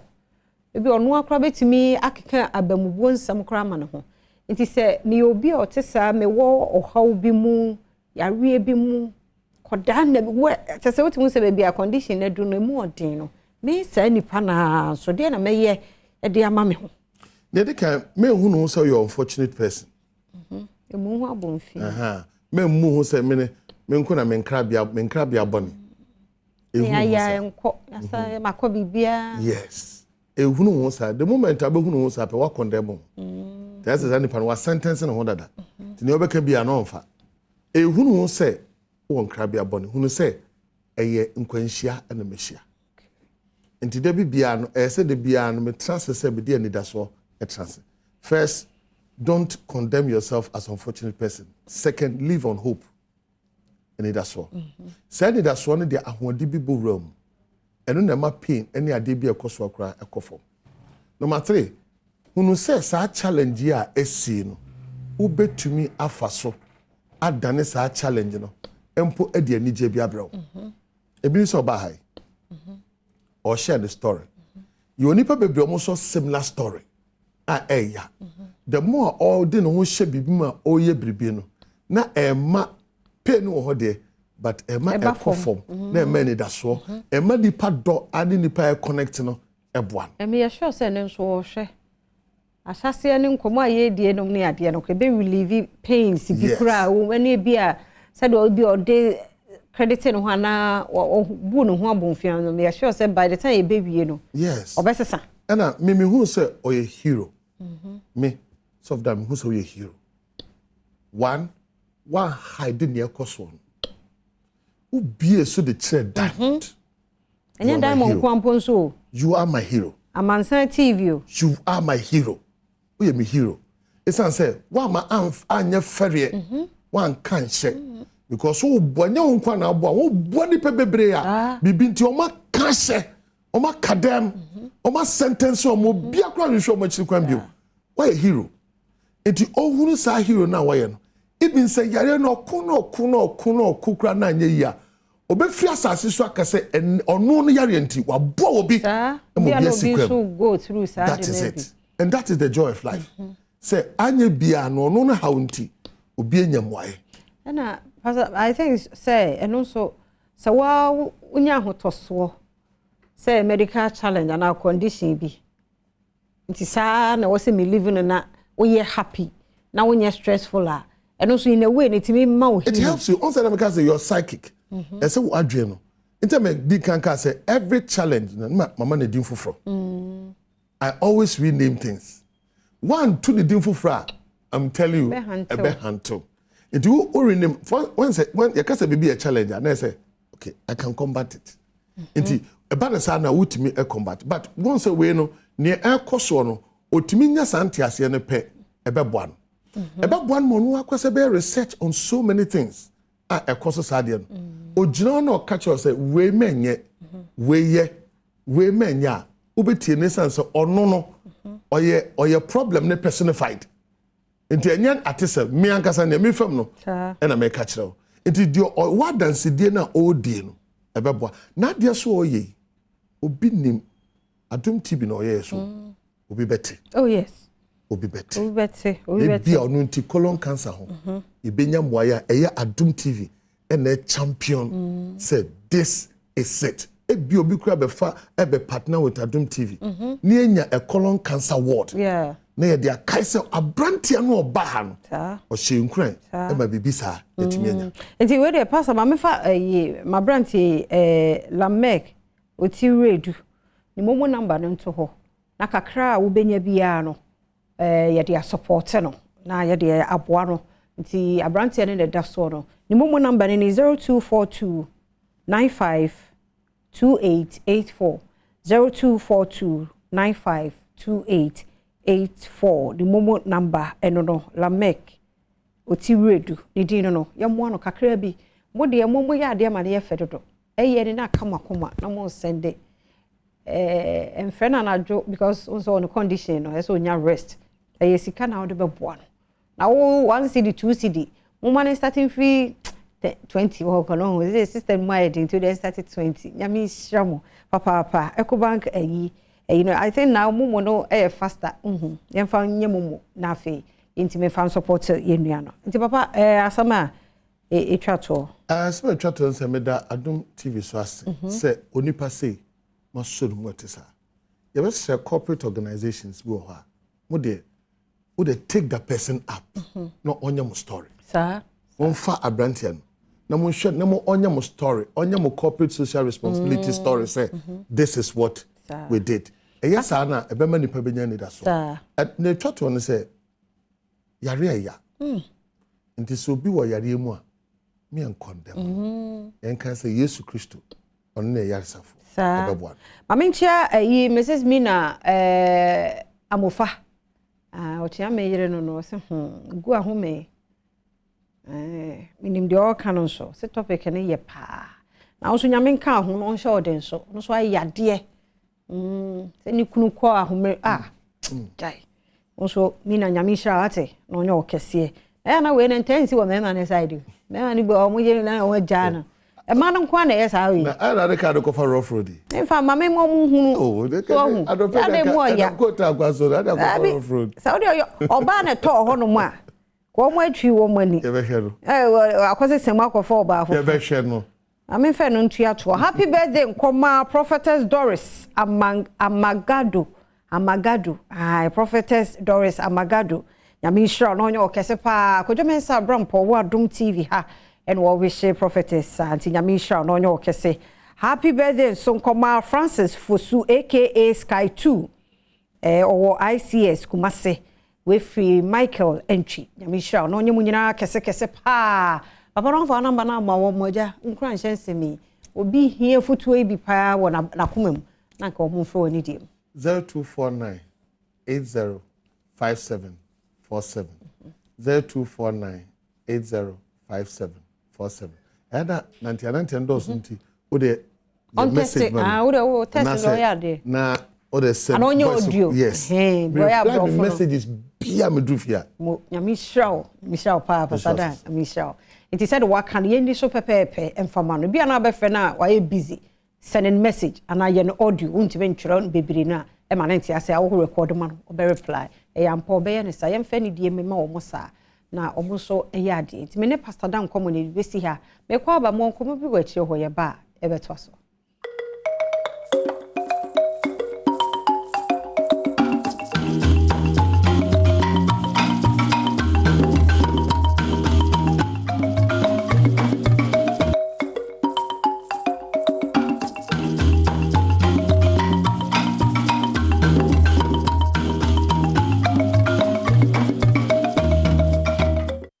Sibia mesabo akwa be Adom TV Badwam na aguso ehwe no efisem komodie na yede ebro se yenua be mai ahomre ya wokomu pastor dan se yenka no medical challenge ana condition colon cancer we se be oja ne nan ni ojonso fa ni nyina yede tubes na ahehye ho fi se colon cancer na ye oto nti yesramo ni dimu esramo pa the number na yede ato ho no ni din so na wa ase no eye mo an wo pe aka ne last surgery e wo so wo ye ti mesre mo mo frɛ no ne kasa no konso ntime nkasa nti wo frɛ no na afi wa no wan kasa no so ba ga yen so wo kyerɛ no ho enso na ahomre enye nkomodie mpepa mo akyɛw so we be person verify eye ono a ne number ne din Adom TV aha de enimu ye memeye wa ha ti mesre mo ani die mo mesre mo mamo mfrɛ why flashing no ne me fra hwe say ono ano mesre mo mi me di ntro mo nim ti mesre mo kakra obenya bi afa send no straight de obehu ani se ne din no aba Lamek oti redu uhu se din na yo no a send de ama no mesre mo ni di mo that's it obey ne sa happy birthday Professor Elvis Asari Bediakon happy birthday Nkoma Vice Chancellor wo UENR I mean sure prof no nyo kese pa kuzi se obey kese yeda mo ase papa free enura yenu abe me yede no eten afidie so no support ne ye bi mu nso ayo mu aswoden kakra no de ye fe no to ho na mo mu no ontimi kwa ne last operation no nya hoden na ye hu ni ye be hu ni bie mu no na ye adanse ya ye bi wa happen nkwahia ayi nana ya wontumi nante agigi sika no mo amode bo ano ye ndefe ogina hell so enti bibia ye possible mada romanti enti ye wogide ni arushimu se ya ye wo Badwam sui ye nua ba mai okoye ne last operation ne beba no na nkwane ahoden asaba eno sa no to na nhunu a o se abrantie mi so me boa no na no sa amu ano ne nyame ahweso na so ohirawo nyame ohira wa koni ase bebremu enye sika no nko a ba nso hwe bia oyi wo firimu wa nhunu wa mo wa nhunu ba wa yi wa firimu so hu ni nyina kan nyame mu ane ne nhira no ho nye ni nyina ni sika ye te wo ye nipa ni so ne ya na sika ne ye hu ni ze ye moa e ya mpa emiti ye na wo sane $100,000 mamia wa wie me but ebia sa enkwa bia ya je me afirimu so hwe bi wo bi atorenche bia ya je me afirimu no eno ma hu ntimi hu ne se nyame ageme we de ye mia ni sika e ya mpa nipa de sa ba wo de na wo de support ye nua ma na nya na kwa ho sa ma na nya na ho de no de asori aye na adwuma se bebi atwam se no ogina ne na so no oh blessing be bebre ebi kura na nya wo ebi awo ma na ebe abenya ti henhira ne de ene na mba bi bebre ene de ba mo mi amu awo musa me de me ni je mo ho pa o isa abrabo ni mu odi nyina ne ye ka kokko se o sende de omo amani so no kran se utim so woni bi o o se mi ni bi so de we amehu ne me ka no ti mi wo 10 cedi me so hwe I said the whole Ghana over 30 million no be across and 10 cedi hey ti nyame hira mu nyina me kan Gilbert say mani nsuma no na wo ye ne nyame do bo odi what ya say me mo fire bia ma ne reflect o papa no mu so eno ne hia aha na be makwa ma me fancy ha aminim se mo ye ma no nso eni so mo dodo nyame hira mu bebre me na no mu nyina me chia mo ai nana pna mai na nyame che na me na Grace na fe na tiwa ai na tiwa nso e wo dwabe nyina me chiachia mbako me mere wande me nyeja omu ne me nkokora no ani je omu pa nyame hira mu nyina samo so maje bre eti ho hwe monana idi de afia amankwa tamaklo me na sponsors yase St Andrew Senior High School fa ba no koho na no mesua nkonka na ne dache enu animo Kale Kit toothpaste nkura dure nkura no pe fatwitwi akura no sia no pa ne anwumre pani so twitwi sia no pa ne anwumre anwumre twitwi sia ya men wo hye wanum se de anopa wo hye mo no wodete eduro no gusa efa koda e boss no ho ban kaka ne nyawa hodo a yenya wo yesim no e bo ho e ban asase na be ye odin fi se wan fa nhye wo ho ba nkura no fa hye wo mo ho na wo so pani no wo ye to so be 2-3 times be wo ansa afa ebi wa wo ansa na wo refi but ye nyina ye try kakra ye ne se beboa kidi mini syrup nso e nkura duro akra wo so woni die e ba obata ntumi nya na ho odin papa bi nya kidi mini syrup ne bi fama no ono mu a mo nse aduani no opresa na atumi aboa sa nyuma ko nti e na nya akwan hwe me wo fie mo offices ene Facebook ahodo ene YouTube na me hira mo me kono man hene kwabena sante atwaso we ba Kofi Ampedu Priscilla ene Kwasinsia Gilbert ene top man multimedia guy so ya na holding cheme wo ho ena sound trumpeter ana ono obode ya na mrefin Dennis na minhira mu nyina MC afo eda mu ase na minhira mu teme kono ma hene kwabna sante atwaso enti ye hunfo ni ba kwa wo say there be we ye China we ye India ho nso amane okay but I say na ekobane sa no ekoye omo discover na fa de na say I am more complicated but me treatment kakra o aham konfanoche me na say me treatment na me na emfa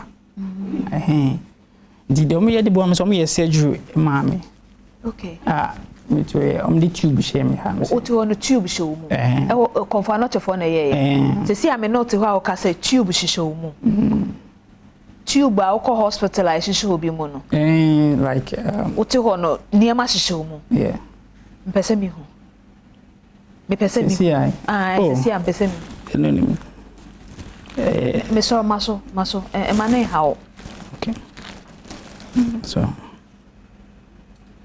as a colostomy bag free me pese mi hu bacho enti said me hu oya fon so ne ye surgery ayaye omre bi enti tube na sha wo ho no de ade a eye wo den na like toilet efa and about consistency and also na urine efa because of the nature of treatment na the management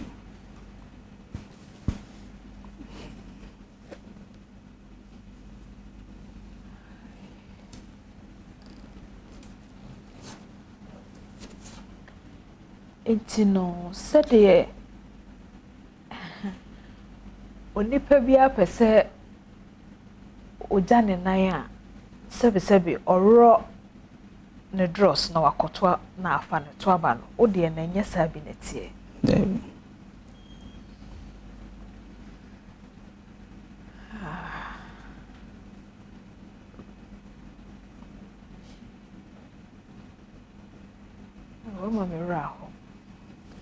but sana akoye but and just am say it can be reversed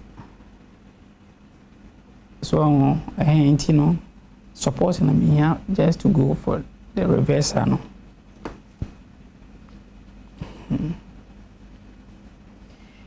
ti yenama ye kwa ye be ya ye wo washrooms wo ye hey so pese onyo so ana so pese unya wonan a ye washrooms e wa ha na hu hia because o de ehye wo but you be kwa empty you go then yes me tia say so be empty but the fact that to be to me empty no wo de na ehye wo enti sa ye washroom yes he wo betena ye fie ha afekora nya wasem wo be wura ho na je so ko empty yare enti sana asa wo be ye mfie sen ni okay we need a show be 1.5 years.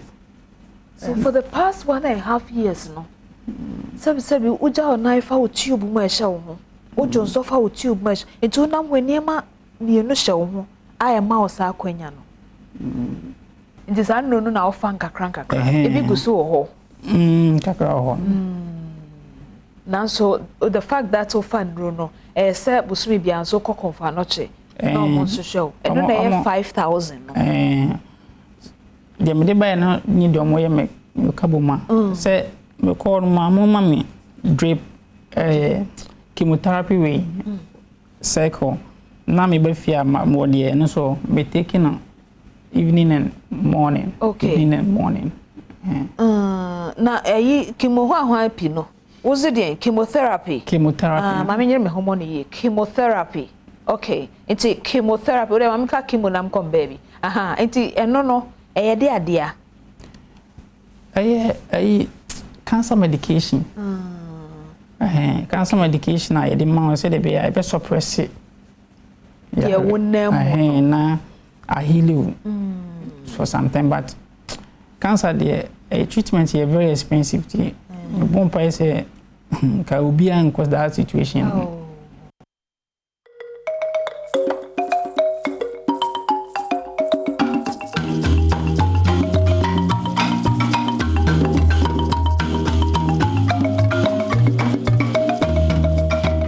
I'm say Badwam on Adom TV, multi TV so and there a ukwada August. Ne de tosu edu ekoso da trade and ponyankopon as so dey so che mame enka say those core values you need to continuously exhibit as a Ghanaian kai hunu say you have to demonstrate patriotism, the love for your country, truthfulness, honesty and then transparency. So okoso na dance anema we nyina di ema oman e kire oman a e kire se nema bebre ho a ekoso a enya de betimi asi especially bibia da meka wo hwe the percentage of Christians in this country, 71%. Now, share the levels of corruption in this country. Now, Busa will say, what is really wrong with us? And you might be don't be a part of Nyoma de Ghana, Ekosayim, and Nyoma de Ghana, Ebutu, and Nyoma de Ghana, Edian Ngwasiaba. Don't be a part of the group or more almost Ghana, Nombe Melkano, na Ghana, and Yakoshoko, Debbie. But be a part of Nkofomo doing positively about Ghana. No say Ghana ye dine Ghana and Kanko. Teachu mebunu that age bracket, 19 to 40, one beti menya juma papa. I the basis for them to work. Now mebunu to be a certain understanding that room wo nya da kopen on 50 yana shishe bisi ho. It's a process you need to go through. Abrabona nkasa untimi free A and Z. You need to go through and get to the Z if you want to get to. Inti yebese. Say omonhwena omonye bibia wona yes here for so in terms of policy makers, decision makers and implementers no ye nyina yenhwe na yensusu ye ne hihye nyina bibia nko kama de bia da because the development of a country, of an institution, of an agency, of a work, of your attitude is a collective responsibility. A training or by a share saying and bibia that we also have to be supportive positively na mboa ema bibia ntimi nko kama emfamo. Mamenchi afufo nyina na menka afufo so say our pledge to ensure say nyoma ade animonyam hye ne kan koni mpuntu be ba hafo eno ana ye bekoso aye na aboa ye nyina nti ema review if you are a Hafonian, be a proud Hafonian na hunu say afufo ye so nyoma pane nipa e betimi ede aboa oman Ghana. There's a big festival coming up for Homecoming Summit or festival in December. And about Yuguswa and Yoma United and Aquama be a cockama and to watch this space where Afuni or Aquantiuma, baby be able to baby should be on your calendar for vacation. And sure, say this December there's a homecoming festival, 3-day homecoming festival. Beye Enije, Beye Addition, Beye Mpuntu Kesenso, Ediama for addition omo Aquantio. I am a proud Afonian. Mejidi say also we are proud Hafonian. And to all the other regions, Nipa free Sabia on exhibited those qualities said they are proud. They kuntu e hwanya eni baby akọ agini nchia na ebede ebeko. Anope but as I say what just brand dia mama na yetwa yen komo no so e wa hanum say Charles Owusu social commentator watena say oko Bono East ono ana oye dehye mapa a ofri ho kanene de e bro hafo ene yakufu ado aban ana wadom yen odom yen na wa expose afofo se na ye no ye ni o ma na ye nyina na ye bro hafo ntino e ko nkranza na e ko tachima na e ko suane na e ko nkranza na e ko brekum na e ko doma ye na ye refise yo Kenya asini bechembi ne kukom ne eye mmembi ne ye kan se sankori bi hihye akire ho no baabi nti now afu eni abre ebesi preja frank akwa ba minia kwabra meje so mama sanka obiom say if you really care to know mejide se wo ho oyesofo oyesofo oyamanyosem fo onye ni because ni na twere didi oba kan ho aye so eto adwene ma my Ghana oyekuani ana oye obi nso a ye fro bi philanthropist oya adoye nti ono so adwuma onyamedia to so nti wo he nkomodi ma hu se quotations e ba mesro enye kebi furiata we dey actually so far kaza akwa we dey umi some say Jesus adwuma me Jesus sorry ni ana sorry ni kora we dey so na pay the cross bibia e come on oh yes cross na mo landing in the gate in front the cross of we very popular place there be omo run about omo for edin bi em say mekai pie ban himfie ho mekai ban himfie ho yes so mekai pa na bibia e kama Bono East kwabra Nyamia Daroma. Okay. That's what you say. Fiema Nkranza. Me constituency near Fiema. Nkranza. Oh, really? Yes. Monkeys, you know. Monkeys. They are still there. They are still there. Maybe if Nkranza Domiabra. Na enya the Fiema ana mini pebi. Boabin Fiema. Boabin Fiema. Now I say Takrady. I say secondary Takrady. Twin City. Yeah. And one or but attention say one and farm. Nti shada nya bi papa. Nti ye ko obi construct a onya mfa so fi ho na. Yes, I'm construct a mfa so na e ba na nkete. Ko asiesie na siesie also. Sure, because the ubono kra na wo fam. Kobra wo kan oba Nkranza North and Nkranza South.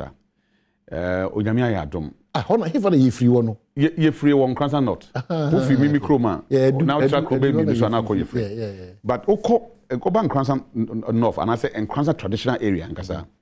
Oko Maswa your force or Asian days so hona e tonko nti e ho Maswa no nti wo hwe Maswa nkasa hona kamfo nkasa e free Bromaso me papa okay me nana na e ohene ho me papa na e ohene o Bromaso your force ho oko nantia force ho o kintampo there's a fuller force and there's water force ina ngofo nim na say in the Ghana 2020 I identify when you know. Yes. Until I make say, look, near my beti mama in sika o mayimu no. Nya ho na ye ni dey. Because fear monkeys no. Ebia na Rwanda for the sika be. They are there. I thought that uncle 40 kumbi. Omo ho nya no. Yeah, I thought that uncle omu because share see the show mo bambo see bom ho ban no. Eye ohene owo boaben ana na ni abrea all 200 among because eye na nanama japade a ye gya no ho a ono aba beto so. Nti onya no ajaja mu. Other than that no, I mean conscious kind of effort I say dey e bo ho ban e ma ye nya bibi free no. Kwabra ntesa o free junction e ko boabin fie ma. E kwan is so bad. Very bad. Very bad. I hear say benya some attention from the government. Ye dey be ko. Na nsra hwe betimi disika. Because nsra hwe no one monkeys omu here fuel. Monkeys omu here maintenance. Ade be here na say betimi ado kwadu no more banana. Nanka ye amomwe de amodi. Most of the times kofo kohwe omo na the brodo num no mom. We say omu ni sa nnuane dada. Ti omu the moms na e4 we na ebinim kura ewu. Nti na de be ma abo na ba bi di brodo no say e komode no. Omba fie be di banche nom ni no nam ko. E komode no. So say aduane wo ho a ye de ma emmo no afidio ma ombetimi awo more. Ebe boa so man sahwe so den akosoro. E kosoro ebo community na ebo den oh my Ghana. That's the problem akwara. Yeah, what you say? Ho akwan ho sem so. Ho akwan de enya ni kasa. Even though we share from between Kranza to Jema, enya kwantinti bia a contractor no gusu ya but a check basi in the cry o wie baby wo how do I just say it's so bad. And apart from that, you know, we say how the farming community. Nti ekuafo na eden e do so ho. Say akwan na edi nnuane beba fie num na yin say enye sa e ma nnuane so eden e kawuram. Nti e toda say nka ibi kwan ye ngu so mpo na ye reshape no ho no na ma e boa man kuafo no timi de omu no ba eden e fiafo mu ba. Nti we need a special attention within the area, especially in Kranza North District. Okay, so udi no so trincha e Christopher am wo man mu mo gusu edi ma o man Ghana. Sure, me no ka say ya no pa ma menchia nyamedifo. When say abobi anoma takrabobi ho efe no okodie na ni hu achi pa bakosema me hu say okodie sabi etintin obetimi akona abobi antimi nduru ho because height a obetimi kono sa na onyame ya apostle Dr. Usbempa nyamedifo na ni hu achiri pande krato fo obehu oman mu na anenti na ye hihye dwumadi kese bi e wo Kumase pempe asamre ho between 24th and 26th of this month August. Your friend the Eagle Eye Conference. The Eagle Eye Conference. Okodie eni. Enhyiamu. Eni enhyiamu ni jawu. Anye kra na wo botum a wo hu a ye be aka kirew. Onyame nam ne nsa so aye nemu bebre. Oh wow. Na on say ye ka prophetica papa metima ka so ye father or ye ja. They brought prophetica they ogie any fa hudi amani pass our oman any we are saying na.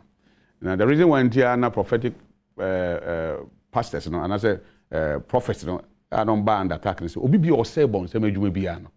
Obonsa ma ho ntoda. So obefa kwanfo for so to come to attack you. So obe distract you from or calling anything or. But the Nyamin child 32 years in good standing. and still counting. Oh, nyame true prophetic. I just nyame di na ba chi pa. Enti wo Kumase wo won kran. Wo mikrom domia bra, wo won kransa wo hafo. Yes, hafo. And about 24th to 26th. 24th to 26th of this month. Of this month. Yes. Our Prempa Assembly. No, Uhuna kind say. He started the Prempa Assembly with Prophet Law ne Anna Mani a family chapel, Victor. Sure. Victor say. Yeah. You know, they started 21 days, 24 days. Sure. Oh, I'm happy so I go back to the roots. Yes. Yeah. Cobra, no question moment say. So we nyame crop for your man bebo. Oh, I see. Without Christianity, there will not be any Ghana. There will not be Ghana. Nyame crop form paya ye bo man every day. And a sustaining Ghana. I'm a Ghana bedu we adri. Nti ye toda na say ye nyame nkrofo na de omani mu twitwi fam na ye ka de ye de form sa. We have to be careful. When we talk about even Christianity in numbers, we are 72% in this country. And in terms of contribution to the development of this country, we are sorry for me. Talk about schools, talk about hospitals, and near who do be church within the context of the country. Yeah, you know. And yes, we demand some decorum, respect. Say ya dibema nyame asofo. Look, you can't say nyame asofo say be obi nipa. Obi nipa. Ti say me no otu e. Say me moja na. Enti say bibi ba na say efa nyame asofo ho na I say hu ama. But they are human beings. Onyame na kasa fa wo mu. Say the otu e. Adom TV na kasa fa wo mu. Because without the TV, ultimate ko bia. Esana onyame aye na sofo. Nti mo be nya abotre mo mo. Ne yenti ase say without the men and women of God in this country no. Or my Ghana ultimate ko bia say dey eko. Okay. Me abedi Ghana komo kakra but ene efedo do mo san channel TV. Brofo de share. Brofo share kasa bi eni mo. Kobra minu no. Brofo share de you be buani e di buno ko. Look, Adiba ko anye. Unuanu ni ahweniye. Oh yes. Na anoda na Julius Debra ne bra 1 week as. Mi share no na make a cheze mi nuanu yin efu brafo. Say na ekoyi ma wa kai mi kakra. Na ebuburu obo ho na mi say me tumi hyen ko. Just na na me die kwa. Oh we dia kwa na de na. Eh o. What's the point papa? Papa. The point papa. Na say wo opposition. Na okra ho na wo jinim dia o baabi na nyame de o koba se dia ene so betra ban mu dia problem be no because wo nya dodo na in opposition eno ana sofu kan nyame ehwede erade kwabran erade na dia kai pa dia se dan aban dia erade dia ka no se da aban kai ka aban tutu nyina no hu ye dan nyame kuma se bro no dan nyame na dan aban se nyame de oni ni wi a aban na wo be dan kuma aban ni Abania. David. At the end of the moment, say Aban Abania. What's your word? I can say to you. Is the Oko can be one when you because of page, man. I can't not. At the man paying kind of one Tiasiana. Now, what Tiasi? Say, I won't Tiasi different from many Tiasi. Say, you know, if you born, I know, I don't know. Man paying dear, or can I say, only those who send the modern bois, Naswa for Nabono. On Tiasi, say, Binimujina Titru. NDC amanyoku ni pebi ye kan wa na den na oji 11 no wa ni MPP for won ti ase so no David man peni kasa o kasa dodo. Let me tell you something wa mama anche o ku se na chia o ma me chia Adom TV report na me chia me no peni so for chance papa want to say ne ho ye pa papa ho ye papa chia no o mai we call BA last week. We could do 1 week. Now you're polling station elections. So far, so good. Bono region. When say in our party, Bono region led by chairman Kojo Nyame chairman for. One distinct of the chairman. Regional. Executive chairman Kojo Nyame, former ambassador. Your Excellency, good morning. Party chairman NDC. Yeah. Very calm, but very, very firm. And hardworking. Nah. Also, we should have bad record. David. Let me check out for the number 2 farm never. He didn't watch it. A channel. because okay the way on him mebunu ne ye adwuma boma o ma wo feel the present and the past so kaka ne abakosema na ya fa bia to yetim ene die no so ye de ne blend de omode na nti enya wan say ye to abawie ya Abono region ne ye one seater and ye kuta 6 as I say nti mechia na no penny executive so far so cool all polling station elections are ye na across the region bibia ye boko na de na ye manika ne say this is the first time your polling station election position back home be nipa for na contest. No more your house to house campaign, especially my hometown, Sumahinkru. I was so surprised. Say, omukita voter register no more refim. You be campaign dey chen eba to aba. In fact, nyamia yebi. Me krom for so me domase. The way mo si ama kro na ni adane aye ndisi no. I think say they are. The kro ni adane. Oh yes, ni adane. Abeye NDC. Sure.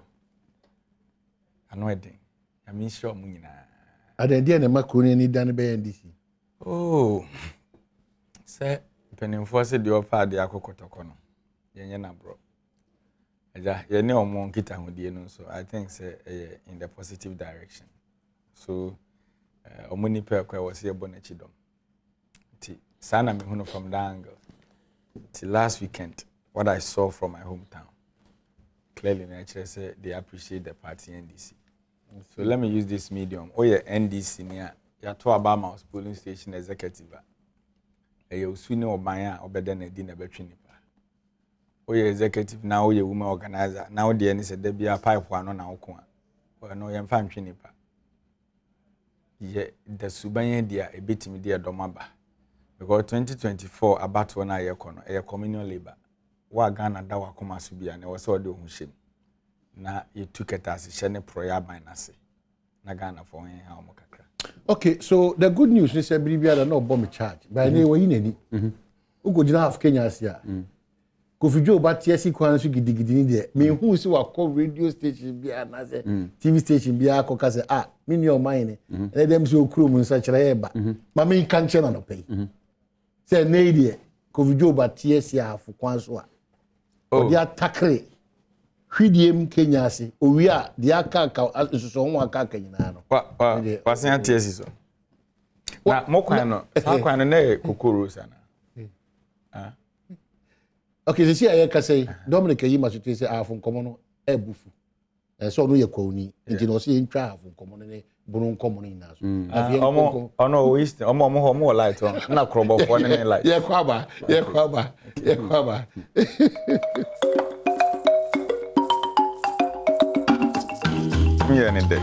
well that's how I try come on so Charles so am say Eric James so am say non kono ye pije me na Macau say fiada we wo kaswa ye kodi nkomo ye kodi ni fa kaswa ne potem no bambo nkomo any other matters be yi ho hia papa kaswa de mansin cratch one eba sanso na brashe bedwane o enso ebeba na afi yahwe adehye o na nanom ne mpanyimfo wo nyina beka ho bi na yento agene na yenhwe ne sibre sinto a efa bambo ho aba wudi aba ni nyina na yenhwe ho asem na yenka ho asem yipa na menka ahwefo so se fentemfrem obiri yebo a ye ka sei ono so eyi kese pa we bi am koya mi service no ka sei no no free safo nti Mamponten junction yes anso a odu ayiwa Anita Hotel branch of Jazz on ma ona okono nti safo this weekend fentemfrem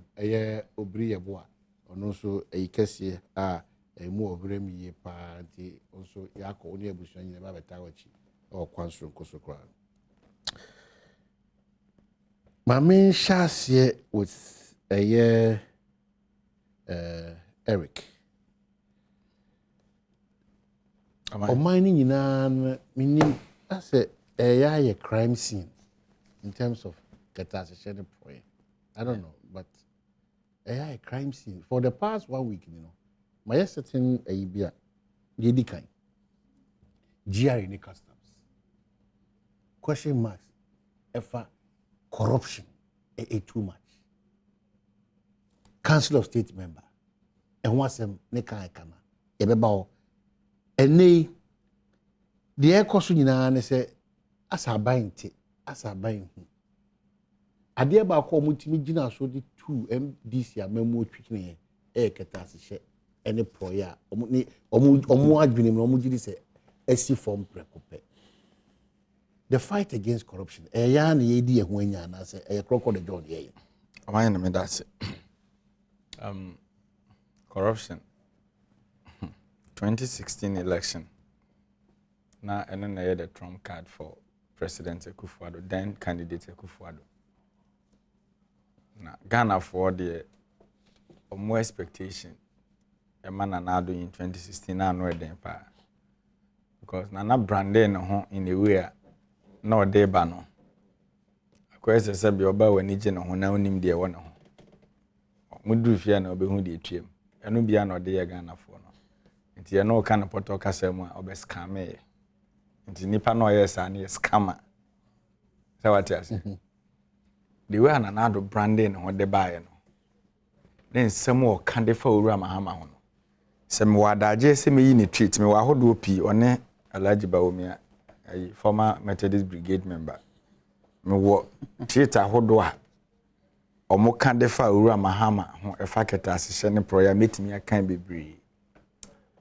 Eni nyina no Ghana for agitu mu ne to aba ne de ma owura Akufo-Addo on say obetina akonwa so a na ye ne se na busuanfo nko ne nimuma omo wonim de on betimi ne na bu oman no we spoke a lot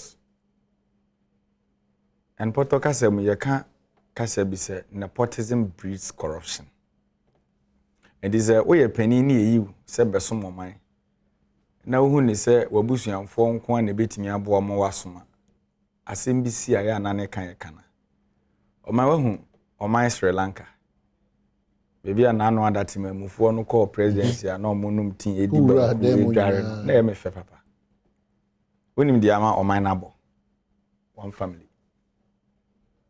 chief of staff no ye mampaninia finance minister no ye mampaninia prime minister e mampaninia minister for irrigation mampaninia eno bia ne branch na wogane nti de si Sri Lanka na fa nwa shoto a aduane kura nipa nya bi ni no ene Ghana de no kwan mu enwa kra sa Sri Lanka branch na omu fi Eastern region na omu di oman no so no enu nti na ene Ghana yedru bebe yedri because if today obviously discuss matters of corruption na president ne wo fa ne finance minister na finance minister di onimu ane so be bro bosia sa bosia bi e bebo bia ne company na ye broker no oje faso de koto a I don't know who is going to talk about it.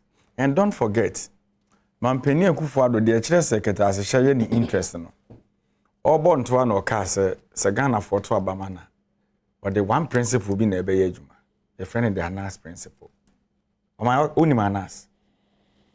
Anas yensem twoni a odi ni dwuma ya de oye ne se otete ewo nwumam edaketa asehye ne proyedi because the enemy is see name ni ehemi a serve as deterrent ma others ni nya interest enti mampani bonto na opetumi de free kwabena sante ni owe kwasi twimo wo no o ka kire Ghana for say ono oba be use the Anas principle no so na any constitution mu say na e was oye no but then he believed in the principle no say beboa no amane dey undercover a lot of things mampani Akufo-Addo ba ya Anas dwumedi okodi ya osi owe kwasi yen tachi ne de keka ho eno o hye me botom ne ye wie na yetigu Anas so okruma nti eno hwa ai journalist ya yekunu ye friend sen muni ameswali adamfo Kennedy Japan eno twen na no DC Anas ne Ahmed Moso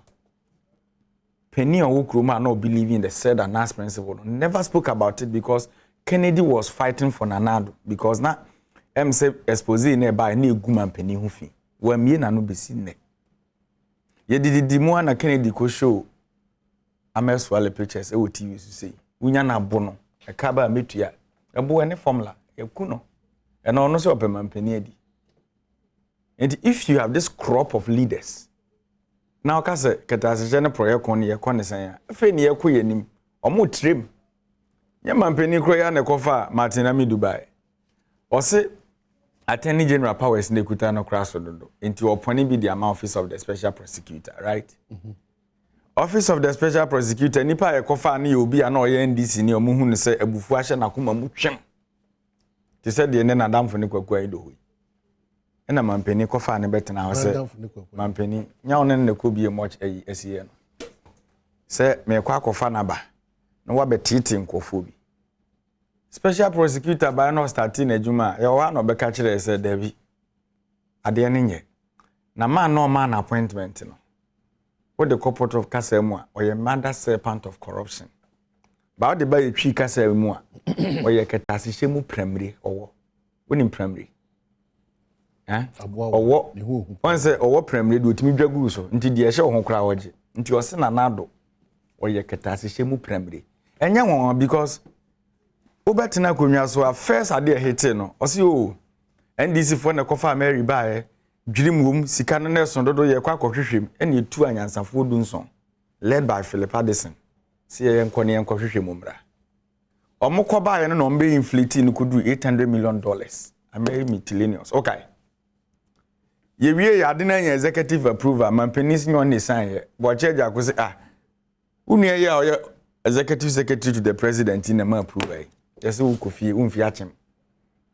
yanka se umfi achem na so umfi abusuan no ese Kofi umfi sa yinum cartel no na yi no kwatena chen and ono so beka kire se when the dust settle he will talk yinim that dust ne be settle yet ya yanka bi shame na kwa me plus aba ene de ye deputy chiefs of staffs san kofo amekon mo asem nyina no na omo ye key people in government o nya opposition for unim sa yes investigate asenso bo achene menua abugina po ye koye ankusi aga ono so ba wadu enua chen obia ye bia enua ne hye ye beba ho oman anso ho an ye kofa PDS bai PDS nchisha na omo be ye ne se ye disika be hye edwumadim that is Millennium Compact agreement no said ye be power distribution sector challenges wo mu no ye betimi resolve e bi ti said ye si krobo ene aban nyansa ne se one timamufu nya problem otwa mo kanem aban nyansa ho eno ye koda ma de chen ya former brigadier Alhaji Bawomia insurance guarantee no wakosisa guarantee na na we agreement my insurance guarantee ye kohwehwe mo ye fake company brigadier general na ye Alhaji so these elements in government they are corrupt and Akufo-Addo no ono ye locus classicus of corruption or them pool. When you move around friend Martin Pebu no. O sister station joy and no better ha can be. Na me de na ye me yane so kaseri no patch. So usuambra. Ono oyamra nim ni. Na because usuambra. It is in order. In order sen. Na wan kasa. Don't say a problem ye defeat a community ama ye nko yanim no. Penny ye kromfo a ye say akwada ntimi nka. Kan wedi na tem. But man penny Akufo-Addo suban a wo de meba man penny Akufo-Addo suban order na din na kire se papa no bokro no dodo. No. When I'm appointment, about we one appointment. Paul Adom watch the Brunya Diano Cosini 80,000 or Ghana airport. When I'm an appointment. Brunya Dio, ye tear grass near Trakwadu. Okay. Near the Belu Ascension. Or no, say a fiason into airport or see Brunya Dio quarter light near at a 1 billion. Wabra and under scholarship secretariat and quad almost 10 and Badwam. Oh, yeah, way. Se Kingsley se me boa friend no ondi bank. Na dey asem na. Oda meba corruption. Was it scholarship secretary? Yes, under scholarship secretariat. No, we go Badwam. Tie me meba omo Badwam no. Enkofo a aban ama omo scholarship. E dey omo akọ adwaman so. Ama no ne se omo nkosua de. E na aban ntu omo school fees. Aban for omo chop money nko. Baby omo da yetu omo e na bi mo traumatized nipa be 10. Se o se me boa African Kingsley mo producer and feminim some won contact. Say, nipa sen na mental issue. As a result of say yes, because now we're UK. But how do you make that deductions and connections? There be na dream no. Ketase shane proye no. Say nya aban mu fo abusua ba ko connection man fo na HD. And ye di twa mu fees. And ye di twa baby omo also omo dan kombenya mental issues. But you cannot relate it directly. It relates. kwamena entu me ni se me ka se entu me ntim nim de ko ba de me chese emu owre emu owre mesre Dominic o producer ene se ensore on frequency linyako. So as a result of yes any so omusa ne say enkwada say na enya mental issue because of say osuro nyame a obeka no kra because of scholarship because of abansika enko yes enkwada du obeba obete number no so say nduru mo frɛ no but ye wosika ye dey sponsor corruption in this country na no MPP for kwato o mabai ye nyine hu ye enim se Bank of Ghana ka akra na disika koyo delegacy ye kan sika wa isi ba bia nti yenko e na me kire o se mre na yo no ndisi for kaso ano yesu yenim na no yenim ice chest yenim ye sika no ne ye de bu ice chest ne de ice block go ho kwamna santo ye bi o mind the mechanism under this government. How do you fight corruption? Me no tell you. There be no evidence of corruption. So who is going to fight? So let me commend the new special prosecutor. Mahune report never out. Although some were reservations with some things in it. Yeah. But I commend him. We're making good attempts. Because I buy we mun penny for the way or mama ketasishana attractive no as a social intervention every sector. When we say another one Lumi from Boston. When we that story no. Another story, oh, say another chief executive aba. Na keke sapon na ho. What there ye be minim say nche ye be si ho puna ye projection press conference. GMPC rather. GMPC, sorry. GMPC. Yes. So anweden. Enkofo ba kon ketua bi ma be di oman so. Ma wi oman na japade nyina. E chance wusua mrenti no. Wo ka so menye lawyer. Wo so wusua nti wo penim die papa. Na mampeni onye lawyer. No, how can you we are? That's a dance in the way we pay. No, I'm on fire. I'm on fire. Meba. Oda meba. I'm on fire. Obi. Oma you see, edu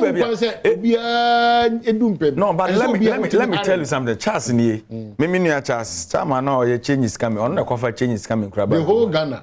The reasons are yes. The reasons are not the change is coming. Na corruption edimu akotene. But is aware. Yes. But today say the owura mahamasi ha now the owura kufuado si ha ba ko anim secretary se ne pro owura kufuado e na wasan ye dwe wo kruma kan openi o ye dwe o kana asema ne wadi watem yes na wakoka wo no na call no fa o se ya ye tua 11 na ye se amamu onu nko ye kan ye jobless ye se onye reshuffle na reshuffle kire se wo be disturb na aban so no na ka kire se free SHS review kire cancellation reshuffle so kire se ye be destabilize aban no at a different world, wow. Okay, just remember.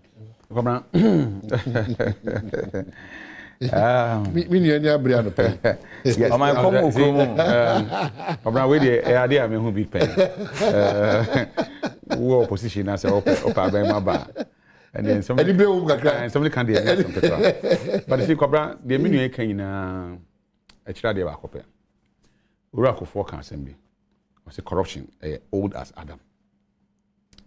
Fiti any nanti no enye achi ba ade bia so gi hini woni pa bra boma asie tu asia edin pa 1992 to 2000 ya de keta se chane pro ne kankan ebo owura Rollins a wonya ne ba bi ko owura kofo baje akonya no 2000 to 2008 ye nuan DC for de keta se ene ball no e ma wonya akwan ba aban mu 2009 to 2016 MPP zoba no omsom de ketasehye ene proye ene ball NDC ene omsom nya akwan baaye like say ade ba ko ne ehu se edi nyina den enya because if we want to go back to NDC between 2009 to 2016 metimaka wayomi asofotone jida all no mabibri like say corruption ni ade a akan ho a babesi baabi yedri adwene saying what do we do DNA see ye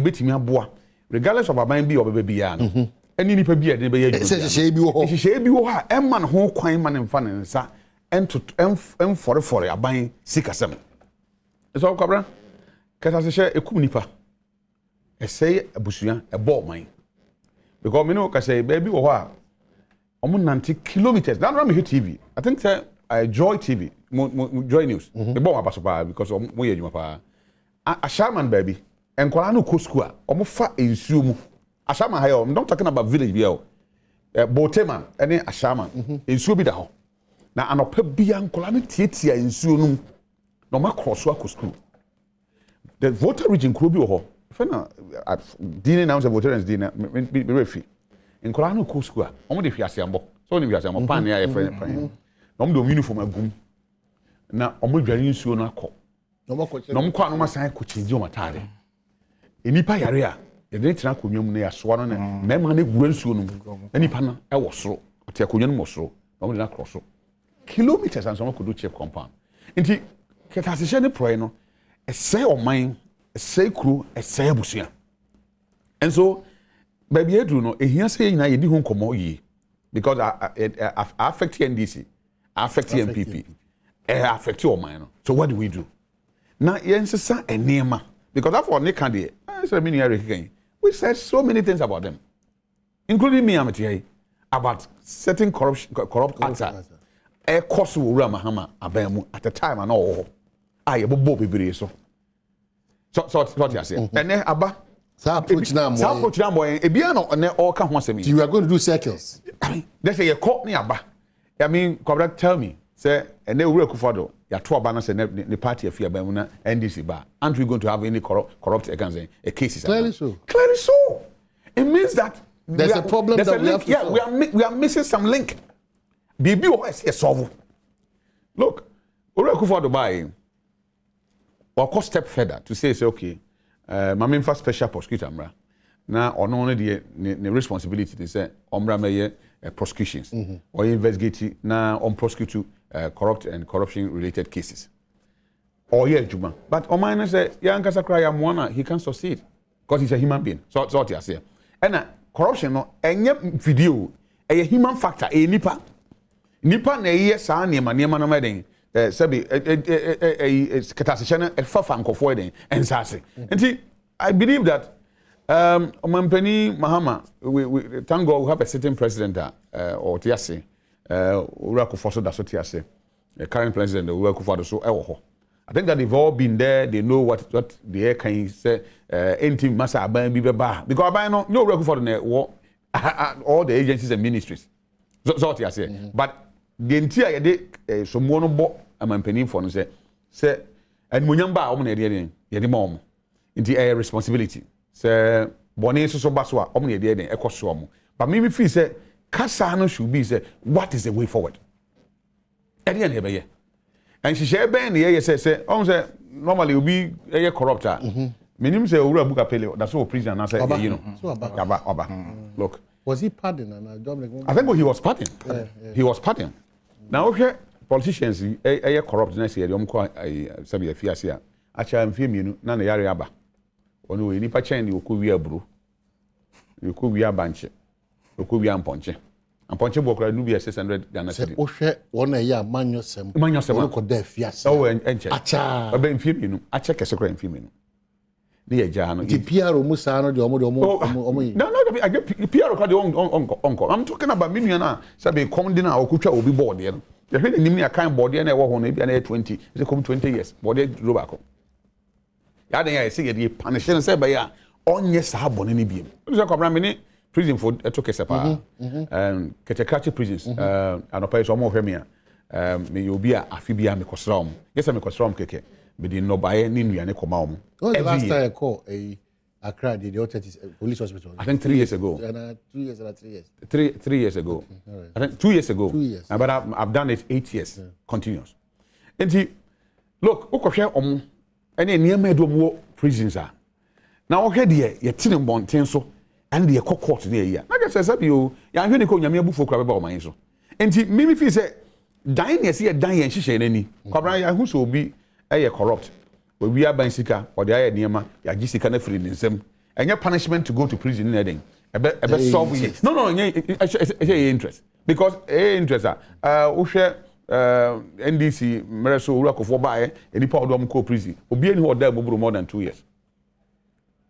obi eni ho causing financial loss to the state now to the quantum of money enipa na di aye de na ko say o so financial loss and as much o ma o man na hwere say sika na na ye de o mo ko a na nsape na asema ba e ba so on so benya ambulance adem because on no privilege eche nipa on so oda I hono nti me feel say kwabra should be say what is the way forward at the end she na be one year the special prosecutor aba o giguso ye na adwuma e bia na adwuma o di no expectations and expect say ko be kwa kwakudu no entimi nru sa the end ye de ka ho a betima boy de am yasesa nema the company for say nam dodo we and say kwan ye na ma na ye de na say ya statistical service work here omo what do you call it investigations say ya the police for by what you say my IGP picture by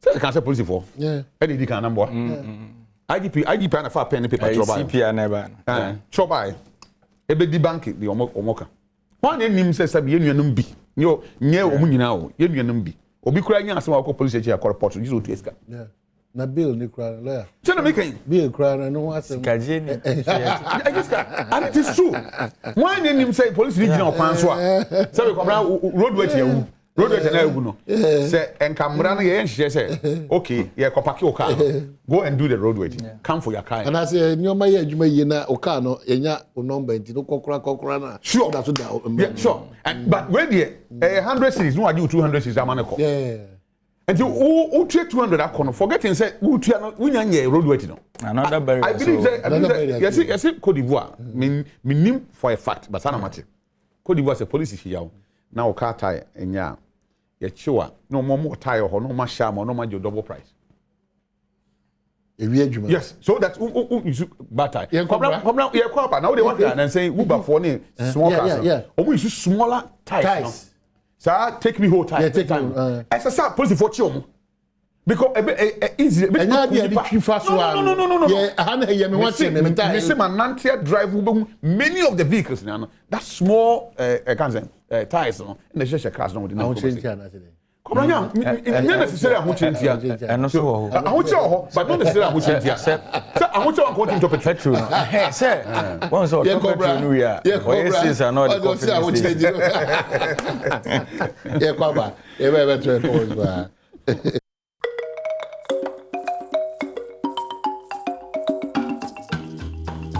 no ana eya kai so obi kwa asori na so kosire nyame so no na onya adwumanya sika wi Pero ba asori dem ma no anu akai asori ne koso no henta we dem ya chiwo e chedodo oh no kre munya na ye sorry o more time and I say over 20 minutes dey na person okay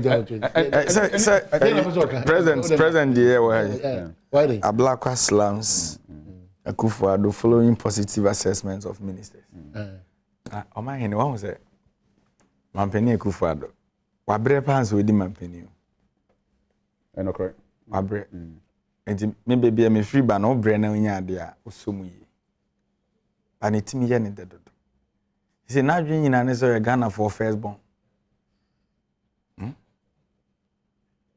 nti ne papa wu agya na japade no ne Ghana nti di ope bia na okeka kire. You should be very careful. Ghana akomana eda other countries for nipa yemwa tension nesini the same akoma nyame kro na hwe nyina o nti ya mane nkasa because penny there o kasa na ya nyansini kasa ne mpoadia. You have to be very careful. Last week miko sunyane obi esunyane airport na me wo ofiri ho na mso mko ko head o what about so there why there ba me wonsem kan wo sunyane airport o man ko wache oh I check akra okay at the fofra if you near airport you just 2 minutes at the fofra e wo ho no runway no na omoba mu kakra na se we do mu siesie o man we fofra no omoba na nkasa de wo e no we na rehabilitation but rehabilitation the time why you closing in 2015 no and we hwe de akomu na de na ye ka no ye no ne wo ho no ntime I don't want to talk about okay near different the penny say we emotion betu akwa na wahu sa na mpo adie kasa na wasunya sunya so ade was okodi mpo awo abonofo no hweme okasa okọ water region na ohini bi koka community days in high school asema o ka kire nse ono no ponko no nkwaye na ne wi efi so ohini ni tua yi levi otua vat okoye na na dom ahene ebo na baso wo airport no na o kan new dom akwan obeka ya in 20 20 election. Omoko ni do ma kwa so commission speed ramp bumping. Oh, Sana Chester. And I'm saying after Chester filling station, Okotwa bumping war. What you? What about Mama Catch say? Ain't me, Mampa, ain't me to say. What they all come half was. So yeah, Okotwa speed ramp. Now what do we? Uni hana omuko bi ekroport or north kroport. Na uni kroma. Bidie digu yanko bi. Enwa. Nana ka ekwan na asem no. Uni masem o kan kire nana. Osena na toda na muka bi na Badwam e befa. Oh, man, kasa. Nyame na mkan, ope voice na me mo mutwa ma. No, please. Yeah, guys. Me pese me tell ze kasa ye ba ha ye kan o se ye ntwensa. Ena mampani de nam. O se na na do ma hene se ye da na se ni sunyane airport. Na se ye ha ba ko pa ye new do ma kwan. Eni sunyane ring road. Na etoda na mo kasa anya se amanyosem na ye omode.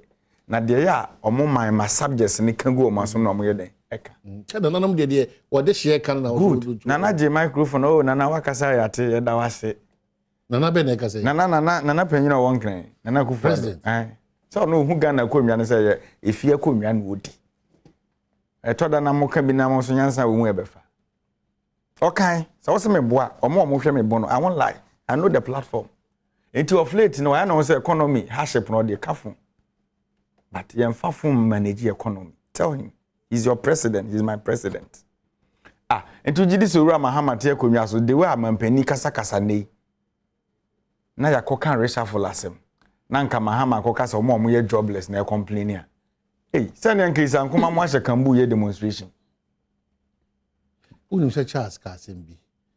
Okay, say ya ne safety because okay when you have team. Can you do by? Yeah. His Excellency, the former president, can say smart businessmen are still yes, making it. Yes. So what yes. Yes, you're contending say. So if you're not a smart, if your business is not working there, you are not a smart business. You see, Sakasa no can if Samreno amwa bimu offended. Meboa. Oma neema pine de to abeti Ghana NDC.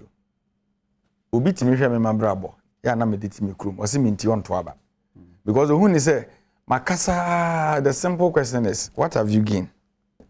Inti wona oba be motivate me say me nkoto aba. Wo a woni factor. Obi su hu ne say ketasehye ne pro ya asem ane ye kan. Then opposition no e drama ya ma ne ringe be woni patim. Akwada na school mu kra na oto wayo menyum. Omba de na mo de wayo me. What you say? And na me no ka say. Yes President Mahama Kokumasi then ye wa ban mu na okoka say Asante region. Yes. Once onya kanni na okasa in a proverbial way asem na okan no kra obo full tape na wetin say de na okan no nim de oka but ye cut in simple akokosa chira kroma enye ne fe ba mampani de o say NDC for and ye person destabilizing na ban nti ye say onye reshuffle say enye factually o de me ba na ye ka reshuffle another meaning ye destabilize there be nti e bon wana ye de insachira ye di impuntu ana good so mampani no or ya magana wrong education kakra because mampani Mahama ko can review or say a cancellation yes we nyina ye tena classroom ye can review and say twem me de manusi form no yes waso afo no bi nya de kinofori ato no we injury still nyina park amwakwata watwa road to mu omo number just ministries anu eden what I say enti the person ye kire ne say enema na enkoyie no ene ye ka bi atre mampani ekufu ado oko kanso anu aka kire say ye ne ne say yes but his excellency any dey kwanso ye ne say yes me power chow me na na kosu atwe no wo me krom suma hin kro me send ni sika ye ti me e-levy me kodidi me tua VAT me to ade me tua to so as a citizen of Ghana oje me to me wo ho kwan say me complaining about your governance and the fact is say me jobless no am why you useless because you are also not creating job for we the jobless Barbara the woman say me dey say me Eric I can say fact is we bring them say aban or aban because the opposition party in lose election it's only government in power lose election mom lose election in 2016 I just said niam bi sa akoso say enye nra enye enen so but see I watched the president video no interview no I think that na or city ni agro maybe that's what I would say Now when baby any bread ready the interview and ask him obisa na. One ye pampe. No. O se abri bia wo beda bia no odwen na ban ho. Adwen aswafo a wo no mo ye adwuma ho. Ehwe ba bia ese nsesan ba. Any baby ese abasbody and encouragement e koso. And especially say obo wa offer me don't offer. I'm a quarter. Obo na baso. No nyam offer but say nyam offer. Oyo offer dada. No nyam offer dada. But say nyam offer but oyo offer. Na wo offer dada. Me free kwa be inji me offer no problem. Yeah. But the otwa tobutu no. Yeah. No, is now a lawyer. Men for review. Me lawyer me be o shamra. Offer dem make be amawa. Offer chat tobutu. It's on hold. Now Tikroma what is your suspended order? Hey. Na wa se ma ya travel practice no. Emra ya tinti. Woni se to na ye je no. Emra na te akiri. Wo minister, just a mere minister was suspended Emra. O say old. Na hold ni ye den. Kobra. Say kuta no. Kobra. Da che ne to be ye shit. O kan adwuma wa ye no. Idea ni. Yeah. Why apart from say onye me kwan man. It's not onye me offer but oye adwuma pa. You see ade ba kwan be tia sense won say yeah akamfo ade sabi won so a onya akamfo ne nyina ye won nsema ye kadi agro president don't mean too aggressive at all times and you be ho a or the city any agudie kakra be den e be bom enti we say they can empata mama ye fan said ye person ye fan it is the context na ye fan papa no that's not the context because yeah me share the president giant uti coolly just o me say ana munim dia mo ye okay sa no I mean interview na o can say oh president no kro nyame anim adwuma sam de ene wo bayi me dey to wo say wo the next day no manya CVs ahudo bebre so what I say because he's been real for no na pressure for so more people CV na call unim say amanyo so ma ye obi kura betimi yo e wa ban mo betimi ko hu minuen say chale okwa munye say mame say be you be free that's ready obi anim second of ata mo number e we o je ne ho bra so what I say and Ken of ata obi anim say o mo number e wa ban unim you are aware no one thing na you ready now baby otino unim dia na nim about Kofi Bento or NDC ni Professor Kwaku as or NDC the are million NDC for every finish look Joe Jackson unim no Dallas ma or NDC ni in 2014 almost a man in 2014 a crisis by o man people were calling for change removal of you can say setepe there will now the change is coming at the time president anyo hwe enti be change with a positive change and a negative change